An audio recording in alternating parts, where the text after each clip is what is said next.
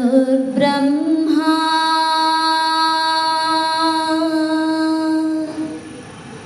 गुरुर्विष्णुः गुरुर्देवो महेश्वरः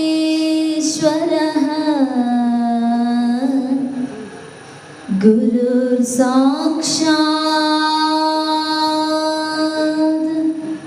परं ब्रह्मा तस्मै श्री गुरवे नमः। अज्ञानतिमिरान्धस्य ज्ञानाञ्जनशलाकया चक्षुरुन्मीलितं येन तस्मै श्री गुरवे नमः। അണകവിയുന്നഴലാഴിയാഴുമെന്നിൽ പ്രണയമുദീച്ചു കവിഞ്ഞു പാരവശ്യാൽ അണികരമേകിയണഞ്ഞിടുന്ന നാരായണ ഗുരുനായകനെന്റെ ദൈവമല്ലോ. ഈ ലോകം കണ്ടതിൽ വെച്ച് ഏറ്റവും വലിയ വിസ്മയമായി നിലകൊള്ളുന്ന, ഈ ലോകം കണ്ടതിൽ വെച്ച് ഏറ്റവും വലിയ കാരുണ്യമൂർത്തിയായ, എല്ലാവർക്കും അനുരൂപനായി നിലകൊണ്ട ഭഗവാന്റെ പാതാരവിന്ദങ്ങളിൽ അനന്തകോടി പ്രണാമം. ഗുരുദർശനത്തിന്റെ അനന്തതയിലേക്ക് കൈപിടിച്ചുയർത്തിയ പ്രിയാചാര്യ പരമ്പരയ്ക്ക് ഒന്നാകെ വന്ദനം. ഇന്ന് SNDP ശാഖായോഗം 2590 നമ്പർ പൂവന്തുരുത്ത് ശാഖായോഗത്തിലെ ബഹുമാന്യരായ സാരഥികൾ, ബഹുമാന്യരായ ശാഖായോഗം സെക്രട്ടറി KN ഷാജി അവർകൾ, ശാഖായോഗം പ്രസിഡന്റ് അഭിലാഷ് ചുനങ്ങര അവർകൾ, അതോടൊപ്പം നിങ്ങൾ ഒറ്റയ്ക്കല്ല, നിങ്ങളെ നയിക്കുവാൻ ഈ യുവജനത എന്നും നിങ്ങളോടൊപ്പം തന്നെ ഉണ്ടാകുമെന്ന ആഹ്വാനം ഉറക്കെ പറഞ്ഞുകൊണ്ട് ഈ കേരളത്തിൽ അങ്ങോളം ഇങ്ങോളമുള്ള യുവാക്കളെ ശ്രീനാരായണ ധർമ്മ പരിപാലന യോഗം എന്ന സംഘടനയുടെ കീഴിൽ ഒന്നിപ്പിച്ചുകൊണ്ട് ആരംഭിച്ച യൂത്ത് മൂവ്മെന്റ് എന്ന യുവാക്കളുടെ സംഘടനയിലെ പൂവന്തുരുത്തിലെ ബഹുമാന്യനായ സെക്രട്ടറി അനന്തുചേട്ടൻ, അതോടൊപ്പം വഴികാട്ടികളായി നിന്ന ഗുരുനാഥ സ്ഥാനീയരായ പ്രിയങ്കരിയായ ജ്യോതിയമ്മ, ഞാൻ അമ്മയെന്നാണ് വിളിക്കുന്നത്, സുനിലച്ചൻ ജ്യോതിയമ്മയെന്നാണ് ഞാൻ വിളിക്കുന്നത്. പിന്നീട് എനിക്ക് എൻ്റെ അധ്യാപികയായി എൻ്റെ ജീവിതത്തിൽ കാണുവാൻ സാധിച്ച ഏറ്റവും പ്രിയങ്കരിയായ സന്ധ്യ ടീച്ചർ, SNDP യോഗത്തിൻ്റെ വനിതാ സംഘത്തിൻ്റെ കോട്ടയം യൂണിയനിലെ അതിശക്തയായ നേതാവായി, ഈ ശാഖായോഗത്തിൻ്റെ ബഹുമാന്യയായ സാരഥിയായി, ഈ ശാഖായോഗത്തെ കോട്ടയം യൂണിയനിൽ ഉയർത്തിപ്പിടിച്ചുകൊണ്ട് എല്ലാ ശാഖകൾക്കുമൊപ്പം ഞങ്ങളുടെ ശാഖ പുറകിലല്ല, അവരെല്ലാവരെയും കാട്ടിലും മുൻപിലാണ് എന്ന് പറഞ്ഞുകൊണ്ട് ഈ ശാഖയുടെ വനിതാ സംഘത്തിന് നേതൃത്വം നൽകുന്ന പ്രിയങ്കരിയായ നമ്മുടെ എല്ലാവരുടെയും ആരാണ്? ഞാൻ പറയാതെ തന്നെ നിങ്ങൾ പറഞ്ഞു, നമ്മുടെ പ്രിയങ്കരിയായ ശ്യാമളമ്മ, അതോടൊപ്പം എൻ്റെ ശാഖായോഗത്തിൽ നിന്നും എത്തിച്ചേർന്നിട്ടുള്ള പ്രിയപ്പെട്ട രാജീവ് അങ്കിള്, മറ്റ് ശാഖായോഗത്തിൻ്റെ ബഹുമാന്യനായ സാരഥികൾ, അതോടൊപ്പം എനിക്ക് എടുത്തു പറയേണ്ടുന്ന ഒരു വ്യക്തിയുണ്ട്. നിങ്ങൾക്ക് അദ്ദേഹം ഇവിടുത്തെ ശാന്തിയൊക്കെ ആയിരിക്കും, പക്ഷെ എനിക്ക് അദ്ദേഹം എൻ്റെ ക്ലാസ്മേറ്റ് ആണ്. ഞങ്ങൾ ഒന്നിച്ചാണ് ഒരു സ്ഥലത്തിരുന്നാണ് സ്വാമി തൃപാദങ്ങളെ കുറിച്ച് പഠിച്ചത്. അപ്പോൾ ഇനി ഗുരുസ്ഥാനീയരായ ഒരുപാട് ആളുകൾ വന്ന് പ്രസംഗിച്ച ഒരുപാട് ആളുകൾ ഇപ്പോഴും ഇരിക്കുന്ന ഒരു വേദിയാണിത്. അപ്പോഴാണ് നിങ്ങളുടെ യൂത്ത് മൂവ്മെന്റിന്റെ ഭാഗത്ത് നിന്നും ഒരു കൊച്ചുകുട്ടിയെ ഇവിടേക്ക് പ്രഭാഷണത്തിന് വേണ്ടി വിളിക്കണമെന്ന ഒരാശയം യൂത്ത് മൂവ്മെന്റിന്റെ സെക്രട്ടറിയും പ്രസിഡന്റും ഒക്കെ മുൻപോട്ട് വെച്ചത്. അതിനെ നിങ്ങൾ എല്ലാവരും സഹർഷം സ്വാഗതം ചെയ്തതിന് ഏറെ നന്ദി പറയുന്നു. ഇവിടെ കൂടിയിരിക്കുന്ന പ്രിയപ്പെട്ട അച്ഛനമ്മമാരോട് എനിക്ക് ഒന്നേ പറയുവാനുള്ളൂ, പറഞ്ഞു പോകുന്നതിൽ എവിടെയെങ്കിലും ആർക്കെങ്കിലും ബുദ്ധിമുട്ടുണ്ടാക്കുന്ന എന്തെങ്കിലും അറിയാതെ നാവിൽ നിന്നും വീണു പോവുകയാണ് എങ്കിൽ അതെൻ്റെ അറിവില്ലായ്മയായി കണ്ട് ക്ഷമിക്കുക.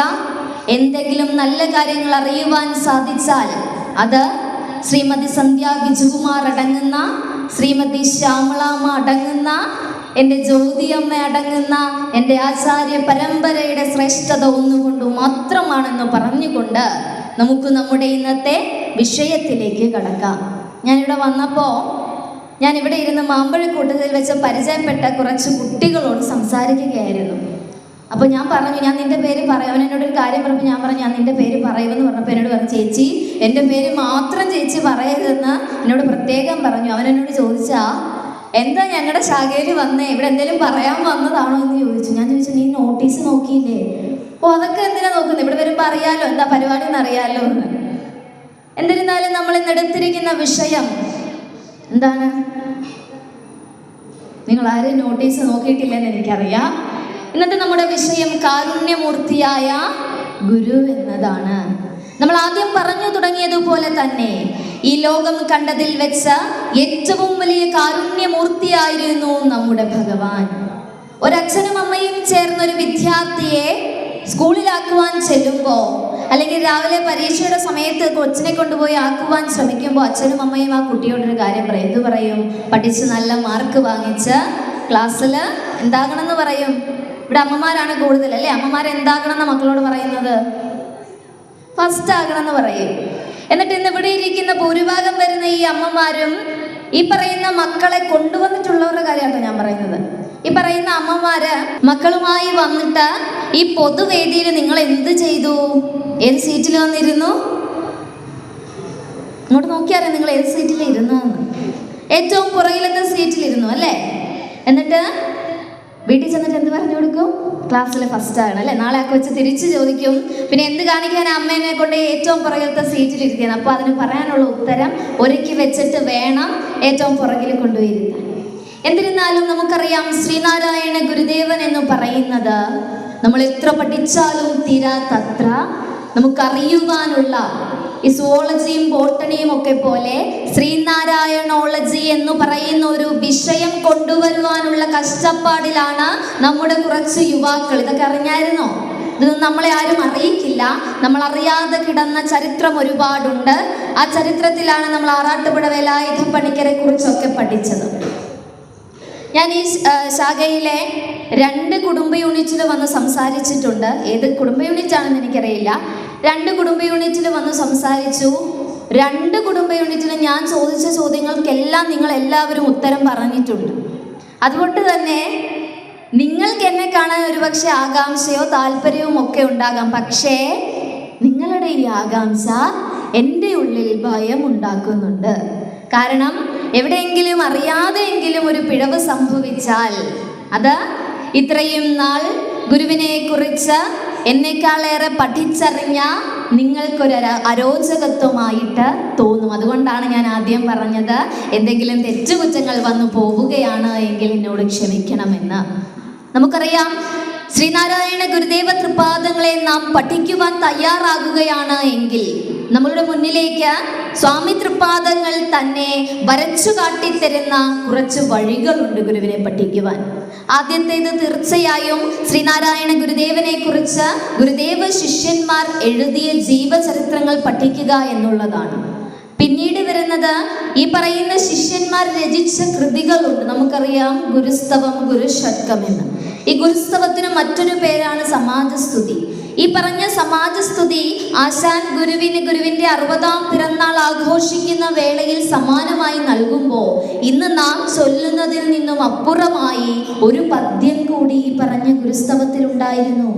അതിൽ ആശാൻ പറയുകയാണ്, തന്നെ പോലെ തന്നെ ഏറ്റവും ചെറിയ ജീവിയായ ഉറുമ്പിനെ പോലും കണ്ട സ്വാമി അങ്ങിനിയും വളരെ കാലം ആരോഗ്യ ദൃഢഗാത്രനായി സശരീരാവസ്ഥയിൽ ഇരിക്കട്ടെ എന്ന ഒരാശംസ ആശാൻ അതിലൂടെ നേരുന്നുണ്ട്.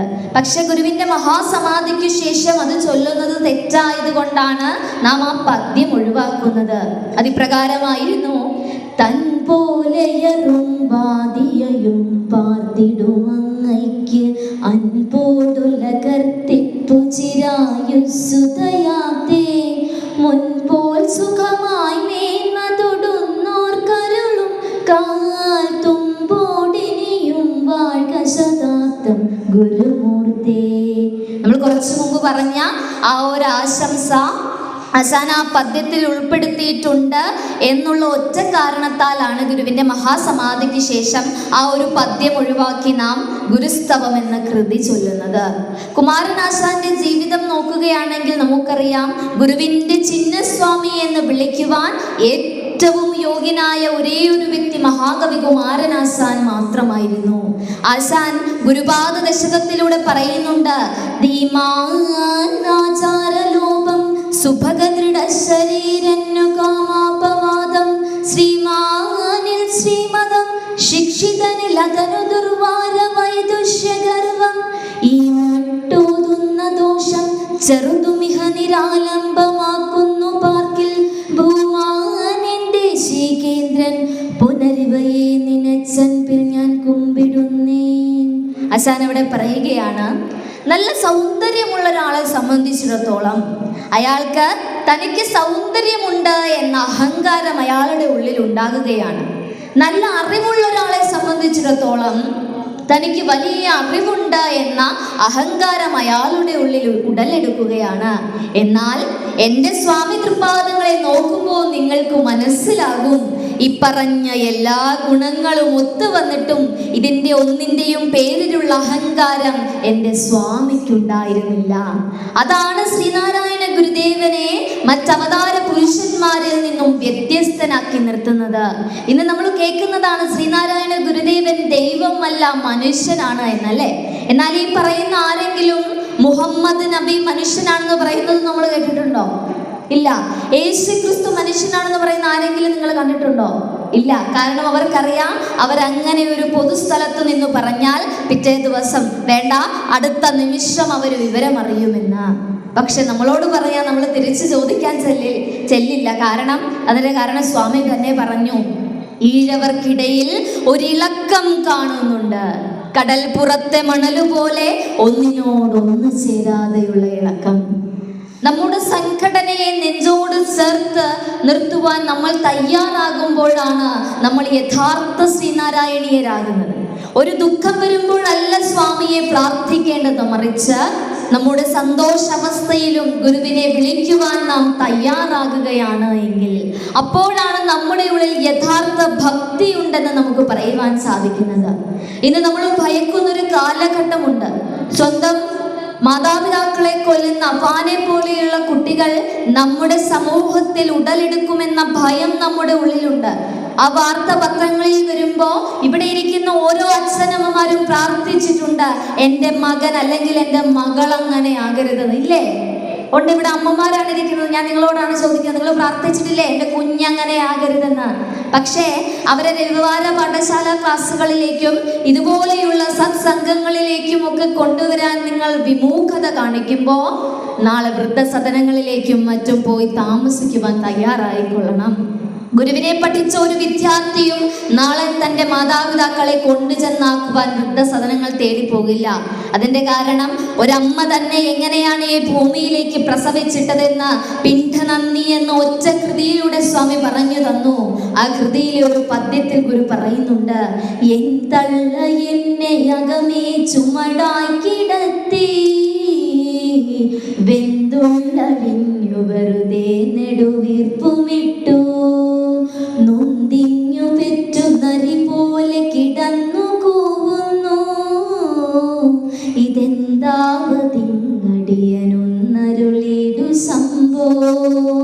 എൻ്റെ അമ്മ ആ സാധുവിന്റെ ശരീരത്തിലെ എല്ലാ എല്ലുകളും നുറുങ്ങുന്ന വേദനയോടെ ഒന്ന് കൈയൊന്ന് മുറിഞ്ഞ ഇവിടെ ഇരിക്കുന്ന മക്കള് കരയും. അപ്പോ ആ അമ്മ എല്ലാ എല്ലുകളും ഒടിയുന്ന വേദനയോടെയാണ് ഇന്ന് അഹങ്കാരത്തോടെ ഞാനെന്നും എൻ്റേതെന്നുമെന്ന് നെഞ്ചത്ത് കൈവച്ചു പറയുന്ന ഈ ശരീരത്തെ, ഈ പിണ്ഡത്തെ ഈ ഭൂമിയിലേക്ക് പ്രസവിച്ചിട്ടത്.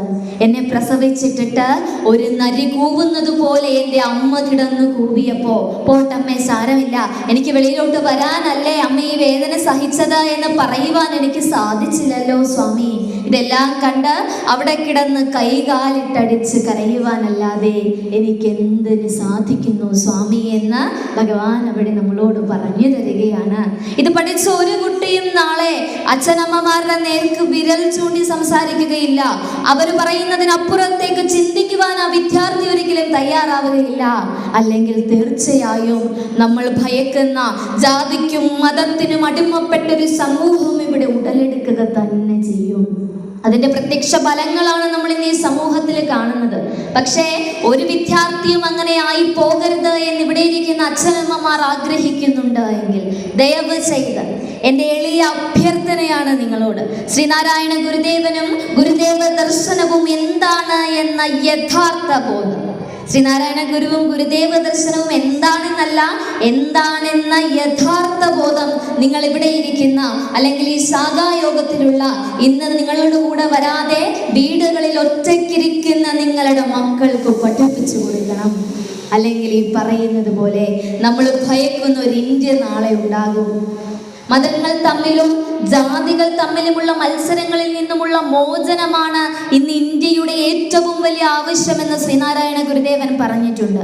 ഭഗവാൻ ശിവശതകം എന്ന കൃതിയിലെ 5-ാം പദ്യത്തിൽ നമ്മളോട് പറഞ്ഞു തന്നു, ശിവ ശിവ നിൻ തിരുനാമമോർത്തു കണ്ടാൽ എവിടെയും ഒന്നും ഇതിനു തുല്യമില്ല, ഇവ പലതുള്ളിലറിഞ്ഞിരുന്നുമീ ഞാൻ, ഇവിടെ ഈ വണ്ണമലഞ്ഞിടുന്നു കഷ്ടം. അവിടെ ശിവപെരുമാളിനെ പ്രാർത്ഥിച്ചുകൊണ്ട് സ്വാമി പറയുകയാണ്, ആ തിരുനാമത്തിനപ്പുറം ഒന്നുമില്ല എന്ന ഉത്തമ ബോധ്യം ഉണ്ടായിരുന്നിട്ടും ഇന്നും നമ്മൾ എന്തിൻ്റെയൊക്കെയോ പുറകെ ഈ ജീവിതത്തിൽ ഇങ്ങനെ അലഞ്ഞു നടക്കുകയാണല്ലേ. നമുക്ക് എന്തൊക്കെ കിട്ടിയാലും ഒരു തൃപ്തി വരുന്നില്ല. അല്ലെങ്കിൽ ഒരു അമ്പലത്തിൽ ആദ്യം ചെയ്യുന്ന എന്ത് പറയും, അവിടുത്തെ വിഗ്രഹത്തിൻ്റെ അടുത്ത് എന്നിട്ട് പറയും, എൻ്റെ ഭർത്താവിന് എന്ത് പറയും, ജോലി കയറ്റം ഉണ്ടാകണേ, എൻ്റെ മക്കൾക്ക് നല്ല വിദ്യാഭ്യാസം കൊടുക്കണേ, കാശ് കിട്ടണേ എന്നൊക്കെ പ്രാർത്ഥിക്കുമല്ലേ. പക്ഷെ അതൊക്കെ ഒഴിച്ച് അപ്പോൾ ഇതൊക്കെ ഒഴിച്ച് സാരമില്ല, അത് അവരുടെ ജോലിയാണ്, നമ്മൾ അതിലേക്ക് കൈകടത്തണ്ട. നമ്മൾ പറഞ്ഞു വന്നത് നമ്മൾ അമ്പലത്തിൽ പോകുന്നതിനെ കുറിച്ചാണ്. അപ്പോൾ നമ്മൾ ചെന്നിട്ട് ഇങ്ങനെയൊക്കെ പ്രാർത്ഥിക്കുന്നതിന് പകരം ആ വിഗ്രഹത്തോട്, തിരുസ്വരൂപത്തോടൊന്ന് പ്രാർത്ഥിക്കണം. ഈ ലോകത്തിലെ സകല ചരാചരങ്ങൾക്കും ഇതൊന്നും തന്നെ എന്നിൽ നിന്ന് അന്യമല്ല, അവയ്ക്കെല്ലാം തന്നെ ശാന്തിയും സമാധാനവും കൊടുക്കണമെന്ന് പ്രാർത്ഥിച്ചാൽ നമ്മൾ ചോദിക്കാതെ തന്നെ നമ്മുടെ കാര്യങ്ങളൊക്കെ കണ്ടറിഞ്ഞ് അവിടുന്ന് ചെയ്തുകൊള്ളും. ഇതൊക്കെ ശ്രീനാരായണ ഗുരുദേവന്റെ കൃതിയിൽ പറഞ്ഞിരിക്കുന്ന കാര്യമാണ്. ധർമ്മത്തിൽ ഗുരു പറഞ്ഞു, വസതിക്കൊത്ത ഗുണമുള്ളവളായി വരവിൽ സമം വ്യയവും ചെയ്യുകിൽ തൻ്റെ വാഴ്ചയ്ക്ക് തുണിയാമവൾ. പറഞ്ഞോ? എന്നാ പറഞ്ഞില്ല, അത് ഞാൻ കൈ നിട്ട് ഭാര്യാധർമ്മത്തിലെ സ്വാമി പറഞ്ഞിരിക്കുന്നത്. നിങ്ങൾ ശ്രദ്ധിക്കുന്നുണ്ടോ എന്നറിയണം, ഞാൻ കൈ നിട്ട് നോക്കിയതാ. ഓക്കെ, എന്നിരുന്നാലും ഈ പറഞ്ഞ ശ്രീനാരായണ ധർമ്മം ഉൾപ്പെടെ വായിക്കാത്ത, അല്ലെങ്കിൽ അത് എന്താണ് എന്ന് പോലും അറിയാത്ത ആളുകൾ ഇന്ന് നമുക്കിടയിലുണ്ട്. ഇവിടെ എല്ലാവരുടെയും കയ്യിൽ ശ്രീനാരായണ ധർമ്മമുണ്ട് എന്നാണ് ഞാൻ വിശ്വസിക്കാൻ ആഗ്രഹിക്കുന്നത്. എല്ലാവരുടെയും കയ്യിൽ ധർമ്മമുണ്ടോ? ഇല്ലാത്ത ആരെങ്കിലും ഉണ്ടോ? ഇല്ല. ശരി, ഈ ശ്രീനാരായണ ധർമ്മം വായിച്ചിട്ടുള്ള എത്ര പേരുണ്ട്? ഈ ഫ്രണ്ട് നിര ഇരിക്കുന്ന 5-6 പേര് വായിച്ചിട്ടുണ്ട്, പുറകിലോട്ടുള്ള ആരും തന്നെ വായിച്ചിട്ടില്ല. ഇതിലെന്താ ശ്രീനാരായണ ഗുരുദേവൻ നമുക്ക് എന്തെങ്കിലും പറഞ്ഞു തന്നിട്ട് ഉണ്ടോ? എന്തെങ്കിലും കാര്യങ്ങൾ നമുക്ക് പറഞ്ഞു തന്നിട്ടുണ്ടോ? ഒരു ഹിന്ദു സഹോദരന് ഭഗവത്ഗീത എങ്ങനെയാണോ, ഒരു ക്രിസ്ത്യൻ സഹോദരന് ബൈബിൾ എങ്ങനെയാണോ, ഒരു മുസ്ലിം സഹോദരന് ഖുർആൻ എങ്ങനെയാണോ, അതുപോലെ മനുഷ്യനായി പിറന്ന ഏതൊരുവനും അവന്റെ ഹൃദയത്തോട് ചേർത്ത് നിർത്തേണ്ടുന്ന ഒരു ഗ്രന്ഥമാണ് എന്ത്? ഈ പറഞ്ഞ ശ്രീനാരായണ ധർമ്മം. 295 ശ്ലോകങ്ങളും 10 സർഗങ്ങളും അടങ്ങുന്ന ശ്രീനാരായണ ധർമ്മത്തിലൂടെ ഒരു മനുഷ്യൻ എങ്ങനെ ജീവിക്കണമെന്ന് വളരെ വ്യക്തമായി സ്വാമി നമുക്ക് പറഞ്ഞു തന്നു. പക്ഷെ ഇപ്പോഴും നമ്മൾ അതൊന്നും കേട്ടില്ല. ഗുരു ഇന്ന് നമുക്ക് ലഭ്യമായ 70-ൽ പരം വരുന്ന ഭഗവാന്റെ കൃതികളുണ്ട്. ഈ പറഞ്ഞ കൃതികൾ പഠിച്ചാൽ തന്നെ എങ്ങനെ മറ്റുള്ളവരെ ദ്രോഹിക്കാതെ ജീവിക്കണമെന്ന് നമുക്ക് പഠിക്കുവാൻ സാധിക്കും. ഗുരുവിൻ്റെ ഈ പറഞ്ഞ 76 കൃതികളും അല്ലെങ്കിൽ അത് പഠിച്ചതിൻ്റെ അർത്ഥതലങ്ങളിലേക്ക് കടക്കുവാൻ നാം തയ്യാറാകുന്നില്ല എന്നുള്ളതാണ് ശരിയായ വസ്തുത. ഇന്നും നമ്മൾ പാടും, നരനായി ഇങ്ങനെ ജനിച്ചു ഭൂമിയിൽ നരകവാരിധി നടുവിൽ ഞാൻ നരകത്തിൽ നിന്നും കരകേറ്റിയിടണേ. എന്നിട്ട് ആരെയാ വിളിക്കുന്നേ? തിരുവൈക്കം വാഴും ശിവശംഭോ. എന്നാ ഒന്ന് പുറകോട്ട് ചിന്തിക്കണം. അന്ന് അജ്ഞതയിലാണ്ട് ഈ പറഞ്ഞ ശിവപെരുമാളിനെ പോലും കാണുവാനുള്ള അവസരമില്ലാതിരുന്ന സമയത്ത് ഗുരു സുബ്രഹ്മണ്യ കീർത്തനത്തിൽ പറഞ്ഞു, എന്ത്? സ്പഷ്ടം നിലാവങ്ങു നീങ്ങി ദിനകരനുദയം ചെയ്തു ചന്ദ്രൻ മറഞ്ഞു തട്ടി തട്ടി പെരുക്കി പെരുവിളി അതിലാക്കിയിടുവാൻ പിന്നയാട്ടെ കഷ്ടം ദീനം പിടിച്ചും മതിരയതു കുടിച്ചും കിടക്കുന്ന ലോകർക്ക് ഉത്തിഷ്ട ഉത്തിഷ്ട ശീഘ്രം നദിയിൽ മുഴുകുവാൻ കാലമായി വന്നിരിപ്പോൾ. ഇതാ സൂര്യൻ ഉയർന്നു പൊങ്ങിയിട്ടും എൻ്റെ സഹോദരങ്ങൾ അവരുടെ ഉള്ളിലുള്ള സത്യത്തെ തിരിച്ചറിയുവാൻ സാധിക്കാതെ അജ്ഞതയിലാണ്ട് കിടക്കുകയാണ്. അതിന് കാരണം ഗുരു പറയുന്നത് രോഗം ബാധിച്ചോ മദ്യം കുടിച്ചോ എന്നാണ് ഗുരു അവിടെ പറയുന്നത്. പക്ഷേ എനിക്കവരെ അവരുടെ ഉള്ളിലുള്ള സത്യത്തെ എന്താണ് എന്നുള്ള തിരിച്ചറിവ് അവർക്കുണ്ടാക്കി കൊടുക്കണം. അതുകൊണ്ട് എനിക്ക് ലഭിച്ച ഈ ആത്മസാക്ഷാത്കാരത്തിൽ ഞാൻ അമരണമെന്ന് നീ ആഗ്രഹിക്കുന്നുണ്ട് എങ്കിൽ അതല്പം കഴിഞ്ഞു മതി എന്നാ പറഞ്ഞത്. പണ്ട് ഇവിടെ ദേവപ്രശ്നം വെക്കുമായിരുന്നല്ലോ. അന്ന് ഒരു ദേവസ്വം ബോർഡിന്റെയും അമ്പലത്തിലെ ദേവതകൾ കാണിച്ചു തന്നില്ലല്ലോ. ഇന്ന് തീണ്ടാപ്പാട് അകലെ നിർത്തിയിരിക്കുന്ന ഈ സാധുജനങ്ങളും എൻ്റെ ഭക്തരാണ്, അവരെ ഇങ്ങോട്ട് കയറ്റി വിടണമെന്ന്. എന്നിട്ടും ക്ഷേത്രപ്രവേശന വിളംബരം വന്നതിൻ്റെ അടുത്ത് തന്നെ നടന്ന ശിവരാത്രി നാളിൽ നമ്മളെല്ലാവരും അരുവിപ്പുറത്ത് പോകുന്നതിന് പകരം എവിടെ പോയി? അടുത്തുണ്ടായിരുന്ന ദേവസ്വം ബോർഡിൻ്റെ ശിവക്ഷേത്രങ്ങളിലേക്ക് പോയി. ഇത് തന്നെയാ സ്വാമി പറഞ്ഞത്, ഈഴവർക്കിടയിൽ ഒരിളക്കം കാണുന്നുണ്ട്. ശ്രീനാരായണ ഗുരുദേവൻ മനുഷ്യനാണെന്ന് പറയുവാൻ ഇവിടെ ചിലരൊക്കെ ശ്രമിക്കുമ്പോൾ, അല്ലെങ്കിൽ അങ്ങനെ നമ്മെ വിശ്വസിപ്പിക്കുവാൻ ഇവിടെ ചിലരൊക്കെ കൂടി ശ്രമിക്കുമ്പോൾ തിരിച്ചൊന്ന് ചിന്തിച്ച് നോക്കണം. ദൈവമേ കാത്തുകൊള്ളുക കൈവിടാതിങ്ങു ഞങ്ങളെ എന്നാ സ്വാമി പാടിയത്. അങ്ങനെ പാടിയ ശ്രീനാരായണ ഗുരുദേവൻ, ഓ ഇതാ ദൈവത്തിൽ പുരുഷ ലക്ഷണം കാണുന്നു, നാം ദൈവത്തിന്റെ പ്രതിപുരുഷനാകുന്നു എന്ന ആത്മവിലാസത്തിൽ പറഞ്ഞ ശ്രീനാരായണ ഗുരുദേവൻ ഭഗവാനെ എങ്ങനെ, ആ യോഗീശ്വരനെ എങ്ങനെ നമുക്ക് മനുഷ്യനായി കാണുവാൻ സാധിക്കും? 1924 വൈക്കം സത്യാഗ്രഹത്തോടനുബന്ധിച്ച് എഴുതിയ ഒരു എഴുത്തിൽ തീയ സന്യാസി എന്ന ഗുരുവിനെ മഹാത്മാഗാന്ധി വിളിക്കുന്നുണ്ട്. ഇതിനെതിരെ പ്രതികരിച്ചുകൊണ്ട് ഒരു ഗുരുഭക്തൻ ഗാന്ധിജിയോട് എഴുതി ചോദിക്കുന്നുണ്ട്, ഇത്രയേറെ ശ്രേഷ്ഠനായ അല്ലെങ്കിൽ ഇത്രയേറെ പരിപാവനമായ ജീവിതം നയിക്കുന്ന ശ്രീനാരായണ ഗുരുവിനെ ഒരു ശൂദ്രനായി കണക്കാക്കേണ്ടതുണ്ടോ എന്ന് ചോദിച്ചപ്പോൾ ഈ ലോകം മുഴുവൻ ഇന്ന് ആദരിക്കുന്ന ബഹുമാനിക്കുന്ന ആ മഹാത്മാവ് പറഞ്ഞൊരു മറുപടിയുണ്ട്. ശ്രീനാരായണ ഗുരുദേവൻ തീർച്ചയായും വലിയൊരു സന്യാസി ശ്രേഷ്ഠനാണ്, വലിയ പരിപാവനമായ ജീവിതം നയിക്കുന്ന ഒരു വ്യക്തിയാണ്. പക്ഷേ ഒരു ശൂദ്ര സമുദായത്തിൽ പിറന്നതുകൊണ്ട് മരണം വരെയും ശൂദ്രനായി തന്നെ വ്യവഹരിക്കപ്പെടണം. 2016 അമ്പലപ്പുഴയിലെ കരിമാടി എന്ന് പറയുന്നൊരു ഗ്രാമത്തിൽ, വെള്ളത്തിൻ്റെ എനിക്ക് അതിൻ്റെ കുത്തൽ വന്നിട്ട്, അപ്പോൾ ഈ കരിമാടി എന്ന് പറയുന്ന ഗ്രാമത്തിൽ അവരുടെ കുരുക്ഷേത്രം അവർക്ക് കടം മൂലം ജപ്തിക്ക് വിധേയമാവുകയും അതൊരു സ്വകാര്യ വ്യക്തിയുടെ കൈവശം എത്തിച്ചേരുകയും ചേർന്നു. അന്ന് അവിടുത്തെ ഗുരുഭക്തരെല്ലാവരും കൂടി ചേർന്ന് തങ്ങളുടെ വിശ്വാസ സ്വാതന്ത്ര്യത്തെ സംരക്ഷിക്കണമെന്ന് അപേക്ഷിച്ചുകൊണ്ട് കോടതിയിൽ ഒരു കേസ് ഫയൽ ചെയ്തു.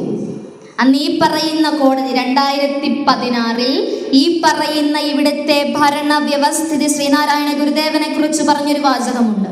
ശ്രീനാരായണ ഗുരുദേവനെ ദൈവത്തിൻ്റെ അവതാരമായി കണക്കാക്കുവാൻ സാധ്യമല്ല. അദ്ദേഹം വെറും ഒരു സാമൂഹ്യ പരിഷ്കർത്താവ് മാത്രമാണ്. അതിനാൽ തന്നെ ശ്രീനാരായണ ഗുരുദേവന്റെ പ്രതിഷ്ഠകൾ നടത്തിയിരിക്കുന്ന ഗുരുമന്ദിരങ്ങളെ ക്ഷേത്രങ്ങളായി കണക്കാക്കുവാൻ സാധിക്കുകയില്ല. ഇത്രയും പറഞ്ഞാൽ ഇവിടെ ഇരിക്കുന്ന അല്ലെങ്കിൽ ഈ നാട്ടിലുള്ള ബഹുഭൂരിപക്ഷം വരുന്ന ഈ ജനങ്ങൾ പ്രതികരിക്കുമെന്നറിയാവുന്നത് കൊണ്ട് അവസാനമായ ഒരു വാചകം കൂടി ചേർത്തു. ശ്രീനാരായണ ഗുരുദേവനെ അനശ്വരമായ ഈശ്വര ചൈതന്യമായി കണ്ട് ആരാധിക്കാനുള്ള സ്വാതന്ത്ര്യം അങ്ങനെ ആഗ്രഹിക്കുന്നവർക്കുണ്ടായിരിക്കുന്നതാണ്. ഇതാദ്യമായൊന്നുമല്ല ഇവിടുത്തെ ഭരണവ്യവസ്ഥയിൽ ശ്രീനാരായണ ഗുരുദേവനെ തള്ളിപ്പറയുന്നത്. 2002 MK Sanu versus state of Kerala കേസിലും 1989 ഭാർഗവൻ വേഴ്സസ് തങ്കപ്പൻ കേസിലും അതുപോലെ ഉമേഷ് ചള്ളിയിൽ എന്ന് പറയുന്ന ഒരു ഗുരുദേവ ഭക്തൻ ശ്രീനാരായണ ഗുരുദേവന്റെ പേരിൽ കേരള അസംബ്ലിയിൽ സത്യപ്രതിജ്ഞ ചെയ്തതിന് ഇവരെല്ലാവരും കൂടി കോലാഹലമുണ്ടാക്കി. അന്ന് ഇവിടെ ഇരിക്കുന്ന അല്ലെങ്കിൽ നമ്മൾ അടങ്ങുന്ന ഈ സമുദായത്തിൽ ഒരാളെങ്കിലും എഴുന്നേറ്റ് നിന്ന് പറഞ്ഞോ ശ്രീനാരായണ ഗുരുദേവൻ ഞങ്ങളുടെ ദൈവമാണെന്ന്? നമ്മൾ പറയും നമ്മുടെ വേദികളിൽ മാത്രം നമ്മൾ എഴുന്നേറ്റ് നിന്ന് പറയും ശ്രീനാരായണ ഗുരുദേവൻ നമ്മുടെ ദൈവമാണ്. പക്ഷെ ഈ ഗേറ്റിന് വെളിയിലേക്ക് കടന്നാൽ അത് പറയുവാൻ ഇവിടെ ഇരിക്കുന്ന ഓരോ വ്യക്തിയും മടിക്കുമെന്ന് ഞാൻ ഉറച്ചു പറയും. ഇല്ലെന്ന് നിങ്ങൾക്ക് പറയാൻ പറ്റും? ഇവിടെ ഇരിക്കുന്ന അച്ഛനമ്മമാർക്ക് പറയുവാൻ പറ്റുമോ? ഉറപ്പായും ഇവിടെ ഇരിക്കുന്ന ഓരോ വ്യക്തിയും മടിച്ചായിരിക്കും പറയുന്നത് ഞങ്ങളൊരു ശ്രീനാരായണീയരാണെന്ന്. പക്ഷെ ആ ഗേറ്റിന് ഇപ്പുറത്തോട്ട് വന്ന വലിയ സന്നിപ്പിക്കാരാണ് അല്ലേ? പക്ഷെ അതിൽ നിന്നൊക്കെ വിപരീതമായി ശ്രീനാരായണ ഗുരുദേവനിൽ അധിഷ്ഠിതമായ ഒരു ജീവിതം നയിക്കുവാൻ ഈ പുതുതലമുറയെങ്കിലും നമ്മൾ സജ്ജരാക്കേണ്ടതുണ്ട്. നമ്മൾ പറഞ്ഞു വന്നുകൊണ്ടിരുന്നത് ഗുരുദേവ കൃതികളെ കുറിച്ചാണ്. സ്വാമി ഭദ്രകാളി അഷ്ടകത്തിലും കാളി നാടകത്തിലുമൊക്കെ പല പല രസങ്ങൾക്ക് പ്രാധാന്യം നൽകി. നമ്മൾ ഈ പറഞ്ഞ പിണ്ഡനന്ദി കരുണരസ പ്രധാനമാണ്. നമ്മളോട് വളരെ മനോഹരമായി ഗുരു എഴുതിയൊരു കൃതിയാണ് കാളി നാടകം. നമോ നാദ ബിന്ദുആത്മികേ നാശഹീനെ നമോ നാരദാദിവ്യ പാദാരവിന്ദേ നമോ നാൻ മറയ്ക്കും മണിപ്പൂം വിളക്കേ നമോ നാൻ മുഖാദി പ്രിയാംബ നമസ്തേ. അത് ചൊല്ലി വരുമ്പോ ഗുരു പറയുന്നുണ്ട്, നിറഞ്ഞങ്ങനെ വിശ്വമെല്ലാം ഒരുപോൽ അറം ചുറ്റുമില്ലാതെ വാണും ചുരന്നാൽ കുറഞ്ഞാലുമില്ലൊരു നാശം കുറഞ്ഞൊന്നറിഞ്ഞിടരായിന്ന ഓഘോര രൂപം മറഞ്ഞിടുമോ വിശ്വമെല്ലാം ഇതെന്നോർത്തറിഞ്ഞിടുവാൻ ശക്തരാരുണ്ടു ലോകേ.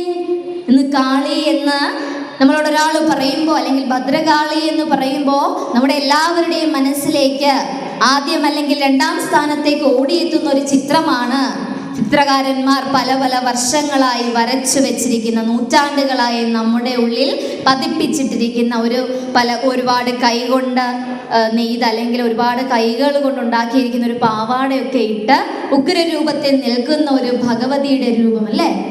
അത് തന്നെയാണ് ഭദ്രകാളി എന്ന് പറയുമ്പോൾ നമ്മുടെ മനസ്സിലേക്ക് ആദ്യം ഓടിയെത്തുന്ന ചിത്രം. പക്ഷേ അമ്മ എന്താണെന്ന ഉത്തമ ബോധ്യം ഒരു ഭക്തന്റെ ഉള്ളിൽ ഉടലെടുക്കുന്ന സമയത്ത് അവന്റെ ഉള്ളിലുള്ള അമ്മയുടെ ആ ഉഗ്രരൂപം അവിടെ ഇല്ലാതെയാവുകയാണെന്നാണ് സ്വാമി പറഞ്ഞത്. ഗുരു ഒരു കാര്യം കൂടി പറഞ്ഞു, ഇതൊക്കെ തിരിച്ചറിയുവാനും മാത്രം ശക്തിയുള്ള ആരാണ് അമ്മേ ഈ ലോകത്തിലുള്ളത്? നമ്മളെ കുറിച്ചാണ് പറഞ്ഞത്. ഇതൊക്കെ തിരിച്ചറിയാനും മാത്രം ശക്തിയും അത്രയേറെ അമ്മയോട് സ്നേഹവും പ്രണയവുമുള്ള ആരുണ്ട്? സദാശിവ ദർശനം സ്വാമി എഴുതി തന്നു. മണം തുടങ്ങി എണ്ണി മണ്ണിലുണ്ണുമെണ്ണമൊക്കെ തിണങ്ങി നിൽക്കും ഉൾക്കുരുന്നൊരുക്കി നെക്കി നക്കിടും ഗുണം നിറഞ്ഞ കോമള കുടത്തിലങ്ങുമിന്നും ഇന്നിണങ്ങൾ അങ്ങുമിങ്ങുമെങ്ങും ഇല്ല നല്ല മംഗളം. കുറച്ച് കഴിഞ്ഞപ്പോ ഒരു കാര്യം കൂടി പറഞ്ഞു. നിലം നിലിമ്പരാറു പാമ്പെരുമ്പൊടമ്പിളിക്കല തിലമ്പിളങ്ങിടുന്ന ചെഞ്ചിടക്കിടയ്ക്ക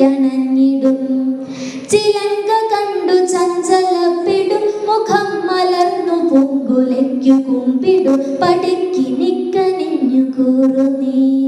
സ്വാമി പറയുകയാണ്, പാർവതി ദേവി പ്രണയത്തോടെ ശിവഭഗവാന്റെ അടുത്തേക്ക് ചെന്ന് ഭഗവാനെ തലയുയർത്തി നോക്കുമ്പോൾ കാലിൽ 2 പാദങ്ങൾ നിൽക്കുന്നതാണ് അമ്മ കാണുന്നത്. ഇത് കണ്ട് അമ്മയ്ക്ക് ദേഷ്യം വരികയാണ്. അമ്മ നോക്കുമ്പോൾ ഗംഗ ഭഗവാന്റെ തലയിൽ നിന്ന് നൃത്തം ചവിട്ടുകയാണ്. ഇന്ന് തിരിച്ചു ചെല്ലുമ്പോൾ ചേട്ടന്റെ തലയിൽ അപ്പുറത്തെ വീട്ടിലെ ചേച്ചിയുടെ കാല് കണ്ട എന്ത് ചെയ്യും? വെട്ടൊന്ന് മുറിരണ്ടല്ലേ. നമുക്ക് അങ്ങനെയാണ്, നമ്മൾ ഉടനെ എടുക്കും, ഇപ്പൊ ഇറങ്ങിക്കോ. നമ്മളെല്ലാം നല്ല അഭിനേതാക്കളാണല്ലേ. വീട്ടിലേക്ക് അത്രയും നേരം ഒരു അച്ഛനും അമ്മയും അടിയുണ്ടാക്കിക്കൊണ്ടിരിക്കുകയാണ്. പെട്ടെന്ന് ഒരു ഗസ്റ്റ് വീട്ടിലോട്ട് വന്നാൽ പിന്നെ അമ്മ ലക്ഷ്മിയായി, അവർക്ക് ആഹാരം കൊടുക്കുന്ന അന്നദായിനിയായി എല്ലാമായി അല്ലേ. ഈ പാവങ്ങൾ അങ്ങോട്ട് ഇറങ്ങേണ്ട താമസം പിന്നെ തുടങ്ങും വീട്ടിലെ ബഹളം. പിള്ളേരിടയ്ക്ക് പറയും, ചില ശകായോഗങ്ങളിൽ കുട്ടികൾക്ക് ക്ലാസ് എടുക്കുവാനായിട്ട് പോകുവാനുള്ള ഭാഗ്യം സ്വാമിയുടെ അനുഗ്രഹം കൊണ്ടുണ്ടായിട്ടുണ്ട്. അങ്ങനെ ചെന്നപ്പോൾ ഞാൻ ഒരു പ്രാവശ്യം ഒരു വേദിയിൽ, ഞാൻ പിന്നെ ആ ചോദ്യം ചോദിക്കുവാനുള്ള ധൈര്യം എനിക്കുണ്ടായിട്ടില്ല. ഞാൻ ചോദിച്ചു, നിങ്ങളുടെ വീട്ടിൽ സ്നേഹത്തോടെ അച്ഛൻ അമ്മയെ എന്താ മക്കളെ വിളിക്കുന്നതെന്ന് ചോദിച്ചപ്പോൾ അവിടെ നിന്നൊരു ആൺകുട്ടി എന്നോട് എഴുന്നേറ്റ് നിന്നിട്ട് പറഞ്ഞു, ചേച്ചി അച്ഛൻ അമ്മയെ സ്നേഹത്തോടെ മൂദേവി എന്നാ വിളിക്കുന്നത്. കൊച്ചു വിചാരിക്കുന്നത് എന്താ നല്ല വാക്കാന്നാ. അപ്പൊ ഞാൻ തിരിച്ചു ചോദിച്ചു, അമ്മ എന്താ സ്നേഹം വരുമ്പോ അച്ഛനെ വിളിക്കുന്നേ? അമ്മ കാലമാടാന്ന് അച്ഛനെ വിളിക്കുന്നേ. ഇത്ര സ്നേഹമാണ് ഞങ്ങളുടെ അച്ഛനും അമ്മയും തമ്മിൽ, ഭയങ്കര സ്നേഹം. അതുകൊണ്ട് കാലമാടനും മൂദേവിയും എന്നാണ് അവർ അങ്ങോട്ടും ഇങ്ങോട്ടും വിളിക്കും. ഞാൻ ചോദിച്ചു, 2 പേരും വന്നിട്ടുണ്ടോ? ആ കാലമാടനും മൂദേവിയും കൂടെ പുറകെ ഇരിപ്പുണ്ട് ചേച്ചി. അപ്പൊ ആ അച്ഛനും അമ്മയും കൂടെ അവിടെ എഴുന്നേറ്റ് നിന്ന് അവരുടെ എല്ലാവരുടെയും മുമ്പിൽ നാണം കെട്ടും ആ പാവങ്ങള്. ഇതുപോലെ മറ്റൊരു വേദിയിൽ ചെന്നപ്പോൾ എൻ്റെ പ്രഭാഷണങ്ങൾ കേട്ടിട്ടുള്ളവർക്കറിയാം, എന്നോടൊരു 10ാം ക്ലാസ്സിൽ പഠിക്കുന്ന ഒരു വിദ്യാർത്ഥി എഴുന്നേറ്റ് നിന്ന് ചോദിച്ചൊരു ചോദ്യമുണ്ട്. ഇന്നിവിടെ ഇരിക്കുന്ന പല വിദ്യാർത്ഥികളുടെ ഉള്ളിലും ഉണ്ടായിട്ടുള്ളൊരു സംശയം. അവനോട് ചോദിച്ചു, ഞാൻ ക്ലാസ് എല്ലാം എടുത്തു കഴിഞ്ഞ് ഞാൻ ചോദിച്ചു, എന്തെങ്കിലും സംശയം ഉണ്ടോ എന്ന് ചോദിച്ചപ്പോൾ ആരും ആദ്യം എഴുന്നേറ്റില്ല. കുറച്ച് ശാഖായോഗം ഭാരവാഹികൾ അങ്ങോട്ട് പിള്ളേരുടെ ഇടയ്ക്കോട്ട് ചെന്ന് എന്തെങ്കിലുമൊക്കെ ചോദിക്കണം പറഞ്ഞ് അതുങ്ങളെ ഇളക്കിയപ്പോൾ ഒരു കുട്ടി എഴുന്നേറ്റ് നിന്ന് ധൈര്യത്തോടെ എന്നോടൊരു ചോദ്യം ചോദിച്ചു, ചേച്ചി പറഞ്ഞ എല്ലാം ഞങ്ങൾ പഠിച്ചു, എല്ലാം ഞങ്ങൾക്ക് മനസ്സിലായി, പക്ഷേ എനിക്കൊരു സംശയമാണ്. ഞാൻ ചോദിച്ചു, എന്താ? നീ ചോദിച്ചു, എനിക്കറിയാവുന്നതാണെങ്കിൽ ഞാൻ പറഞ്ഞു തരാം. മരിച്ചുപോയ ശ്രീനാരായണ ഗുരുദേവൻ ഞങ്ങൾക്ക് എന്ത് തരാനാണ് എന്നാണ് ചേച്ചി പറഞ്ഞതിൻ്റെ പൊരുളെന്ന് എനിക്ക് മനസ്സിലാകുന്നില്ല എന്ന് പറഞ്ഞപ്പോൾ എൻ്റെ പ്രിയപ്പെട്ട അച്ഛനമ്മമാര് ചിന്തിക്കണം, ഒരു 10ാം ക്ലാസ്സുകാരൻ അങ്ങനെ ചോദിച്ചിട്ടുണ്ട് എങ്കിൽ കഴിഞ്ഞ 10 വർഷമായി അവന് നിങ്ങൾ കൊടുത്ത വിദ്യാഭ്യാസം എന്ത് പുരോഗതിയിലുള്ളതാണ് എന്നാണ് നമ്മൾ അഭിപ്രായപ്പെടുന്നത്. ഇന്ന് നമ്മൾ പറയുന്നുണ്ട് നമ്മുടെ ശാസ്ത്രം പുരോഗമിച്ചു, നമ്മുടെ വിദ്യാഭ്യാസ സമ്പ്രദായം പുരോഗമിച്ചു എന്നൊക്കെ നമ്മൾ അഭിപ്രായപ്പെടുന്നുണ്ട്. പക്ഷെ അങ്ങനെ ഒരു വിദ്യാർത്ഥി ചോദിക്കണമെങ്കിൽ, അങ്ങനെയുള്ള സംശയം ഇവിടെ ഇരിക്കുന്ന പല വിദ്യാർത്ഥികളുടെ ഉള്ളിലും ഉണ്ടായിട്ടുണ്ടാകാം, നമ്മുടെ വീടുകളിലുള്ള കൊച്ചു മക്കളുടെ ഉള്ളിൽ ഉണ്ടായിട്ടുണ്ടാകാം. പക്ഷെ നമ്മളൊക്കെ ഭയന്ന് ചിലപ്പോഴെങ്കിലും അവർ ചോദിക്കാതെ ഇരുന്നതാവാം. ശ്രീനാരായണ ഗുരുദേവനെ ഇന്ന് കാണുന്ന എല്ലാ തരത്തിലുമുള്ള സ്വാതന്ത്ര്യം അനുഭവിക്കുവാനുള്ള അവസരം നമുക്കുണ്ടാക്കി തന്ന ഭഗവാനെ തിരിച്ചറിയാതെ നമ്മുടെ വിദ്യാർത്ഥികൾ എത്ര വലിയ വിദ്യാഭ്യാസം നേടിയിട്ടും എന്താണ് പ്രയോജനമെന്ന് നമ്മൾ ചിന്തിക്കണം. അവിടെയാണ് ഇതുപോലെയുള്ള സത്സംഗങ്ങളുടെ പ്രാധാന്യം നമ്മൾ തിരിച്ചറിയുന്നത്. ഗുരുദേവൻ വിദ്യാർത്ഥികൾക്കായി 3 കൃതി എഴുതി തന്നിട്ടുണ്ട്. അതിൽ ആദ്യത്തേതാണ് ദേവീ പ്രണാമ ദേവി അഷ്ടകം എന്ന കൃതി. ഇത് ആദ്യത്തെ പദ്യം ചൊല്ലുമ്പോൾ എല്ലാവരും വിചാരിക്കും ഭയങ്കര എളുപ്പമാണ്, നമുക്കറിയാവുന്നതാണ്. പാലയേതി പരിപാലയേതി പരിപാലയേതി ജപമാലയ, പാലയേതി പരിപാലയേതി പരിപാലയേതി ജപമാലയ, പാലയേതി പരിപാലയേതി പരിപാലയേതി ജപമാലയ, പാലയേതി പരിപാലയേതി പരിപാലയേതി ജപമാലയ. പിന്നെ ഗുരു അങ്ങ് ഒരു മുള്ളിൻ്റെ മാറ്റ് അങ്ങ് വിളിച്ചിടുക.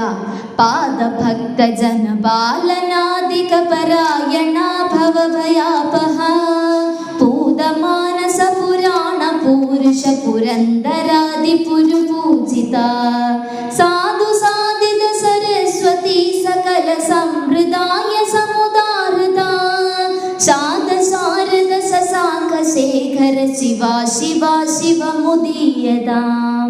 ഇങ്ങനെ ഗുരു ദേവി പ്രണാമ ദേവി അഷ്ടകം എന്ന കൃതി രചിച്ചിരിക്കുന്നു. പിന്നീട് ബാഹുലേയ അഷ്ടകം എന്ന ഇച്ചിരി കൂടി കഠിനമായൊരു കൃതി നമ്മുടെ മുന്നിലേക്ക് വെച്ച് തന്നിട്ട് ചൊല്ലിക്കോളാൻ പറഞ്ഞു. ഇത് ചൊല്ലുമ്പോൾ നമ്മൾ വിചാരിക്കും നമ്മളെല്ലാം കറക്റ്റായിട്ട് ചൊല്ലി എന്ന്. പക്ഷേ ഇതെല്ലാം ചൊല്ലിക്കഴിഞ്ഞ് ഇത് കേട്ടുകൊണ്ട് ചുറ്റിനും ഇരിക്കുന്നവരോട് ചോദിക്കുമ്പോൾ അവർ പറയും, ബാഹുബലി സിനിമയ്ക്കകത്ത് കാലകയെ മാത്രം ഉപയോഗിച്ചിട്ടുള്ളൊരു ഭാഷയുണ്ട് അല്ലേ, നമുക്കറിയാതെ ഏതാ ഭാഷയെന്ന്. ആ ഭാഷ പറഞ്ഞതുപോലെ ഉണ്ടായിരുന്നു എന്ന് പറയും. കാരണം ബീജമന്ത്രങ്ങൾ കൊണ്ട് ശ്രീനാരായണ ഗുരുദേവൻ എന്ന മന്ത്രദ്രഷ്ടാവ് ഉണ്ടാക്കിയിരിക്കുന്ന ഒരു കൃതിയാണ് ബാഹുലേയഷ്ടകം. ഓം ഓം ഓം ഹോമധൂമ പ്രകട തടജടാ കോടി ഭോഗി പ്രഭുരം അം അം അം ആദിദേയ പ്രണവ പദയുഗാംബോരുഹ ശ്രീവിലാസം ഉം ഉം ഉം ഉഗ്രനേത്രത്രയലസിതവപുർജ്യോതിരാനന്ദരൂപം ശ്രീം ശ്രീം ശ്രീം ശീഘ്രചിത്തഭ്രമഹരമനിശം ഭാവയേ ബാഹുലേയം. ഇങ്ങനെ ബീജമന്ത്രങ്ങൾ കൊണ്ട് ഭഗവാൻ രചിച്ചിരിക്കുന്ന കൃതിയാണ് ഇപ്പറഞ്ഞ ബാഹുലേയഷ്ടകം. ഇതിൻ്റെയൊക്കെ വൃത്തങ്ങളിലേക്ക് നമ്മൾ കടന്നു ചെല്ലുമ്പോൾ നമുക്ക് മനസ്സിലാകും, ശ്രീനാരായണ ഗുരുദേവൻ സംസ്കൃത വൃത്തങ്ങളോടായിരുന്നു ഭഗവാന് കൂടുതൽ താല്പര്യമുണ്ടായിരുന്നത്. ഈ പറഞ്ഞ സംസ്കൃത വൃത്തങ്ങളുടെയൊക്കെ സംഗീതാത്മകത കണ്ടറിയുവാൻ ശ്രീനാരായണ ഗുരുദേവനല്ലാതെ മറ്റാർക്കും സാധിച്ചിട്ടില്ല. ഉദാഹരണം പറയുവാൻ മത്തേഭം എന്ന് പറയുന്നൊരു വൃത്തമുണ്ട്. വളരെ ദീർഘമായൊരു വൃത്തമാണ്. നമുക്ക് കുറച്ചുകൂടി മനസ്സിലാകാവുന്ന ഭാഷയിൽ പറഞ്ഞാൽ അമ്മയെ വർണ്ണിക്കുന്ന ഒരു കൃതി നമുക്ക് സ്വാമി എഴുതി തന്നു. ജനനി നവരത്ന മഞ്ജരി. ഒന്നായ മാമതിയിൽ നിന്നായിരം ത്രിപുടി വന്നാശു തന്മതി മറന്ന് അന്നാധിയിൽ പ്രിയമുയർന്നാടല കടലിലൊന്നായി വീണു മറയും. ഇങ്ങനെ ഈ ദീർഘവൃത്തമായ മത്തേപത്തിൽ സ്വാമി തൃപ്പാദങ്ങൾ 4 കൃതികൾ രചിച്ചിട്ടുണ്ട്. ഗുരു എഴുതിയ മണ്ണന്തല ദേവീസ്തവം എന്ന് പറയുന്ന കൃതിയുടെ ആദ്യത്തെ പദ്യത്തിൻ്റെ വൃത്തം യഥാർത്ഥത്തിൽ കണ്ടുപിടിച്ചിട്ടില്ല എന്നൊരു വിഭാഗം അഭിപ്രായപ്പെടുമ്പോൾ മറ്റൊരു വിഭാഗം പറയുന്നത്, അല്ലെങ്കിൽ ഡോക്ടർ ടി ഭാസ്കരൻ സാർ അവർ പറയുന്നത്, ആ പദ്യത്തിൻ്റെ വൃത്തം എന്നത് മയൂര ലളിതം എന്ന വൃത്തമാണ് എന്നാണ് പറയുന്നത്. മണിക്കുട വിടുർത്തി മലർ തൂവി മണമെല്ലാം ക്രിയ കഴിച്ചു കൃണിയാക്കി ഗുണിച്ചവകളൊക്കെയും ഒഴിഞ്ഞു ഗുണിയും പോയി ഗുണക്കടൽ കടന്നു വരുവാനരുകതായേ. പിന്നീട് രണ്ടാമത്തെ പദ്യം ശാർദൂല വിക്രീഡിതത്തിലേക്ക് കടന്നപ്പോ അതിന്റെ താളം മാറി. തിങ്കളും ത്രിദിശ ഗംഗയും തിരുമുടിക്കണിഞ്ഞു തെളിയുന്ന നൽ തിങ്കനേർമുഖി ദിഗംബരന്റെ തിരുമൈ പകുത്ത ശിവമേനിയേ നിൻ കളൽ കമലമെൻ കരുത്തിൽ നിലനിർത്തി നിത്യവും അഹന്തവൻ അങ്കുരിച്ചറിവഴിഞ്ഞു പോയി വിഫലമായി വരാതരുളുകമ്പികേ. ഇങ്ങനെ 5 വൃത്തങ്ങൾ ഉപയോഗിച്ച് ഗുരു മണ്ണന്തല ദേവീസ്തവം എന്ന കൃതി എഴുതി. പക്ഷെ ഇതൊന്നും പഠിക്കുവാൻ നമ്മൾ തയ്യാറായിട്ടില്ല. നമ്മളിപ്പോഴും ചൊല്ലുന്നത് കുറച്ചു മുമ്പ് പാടിയതുപോലെയുള്ള പാരടി പാട്ടുകൾ മാത്രമാണ്. എന്നാൽ ശ്രീനാരായണ ഗുരുദേവനെ നേരിട്ട് കണ്ടറിഞ്ഞ ഗുരുദേവ ശിഷ്യന്മാർ നമുക്ക് കൃതികൾ രചിച്ചു തന്നിട്ടുണ്ട്. വർക്കലയിലുള്ള അഡ്വക്കേറ്റ് പി മാധവൻ എന്ന് പറയുന്ന വക്കീൽ ഗുരുവിനെ അടുത്ത് കണ്ട് അനുഭവിച്ചറിഞ്ഞൊരു വ്യക്തിത്വമാണ്. അദ്ദേഹം ഗുരുവിനെ കുറിച്ച് നാരായണ ഗുരുദേവൻ എന്ന കൃതിയിൽ പാടുന്നുണ്ട്.